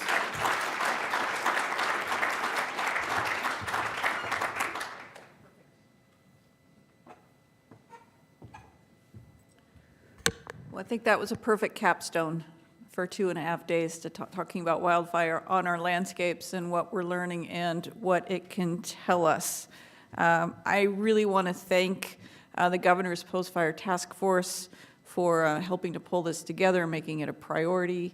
Sarah Wall and Jessica Halofsky, who we've been sharing hundreds of emails for the last 4 months to try to work this agenda out and get all these wonderful people here. I thank all of our sponsors and all of the attendees for your attention and participation in this event. We were really astounded at astounded by the response, and we've reached hundreds of people here in this room and online over the last 2.5 days. I also want to thank CH2M Hill Alumni Center. This is a fantastic place to have a conference like this, and their staff has all been really stellar.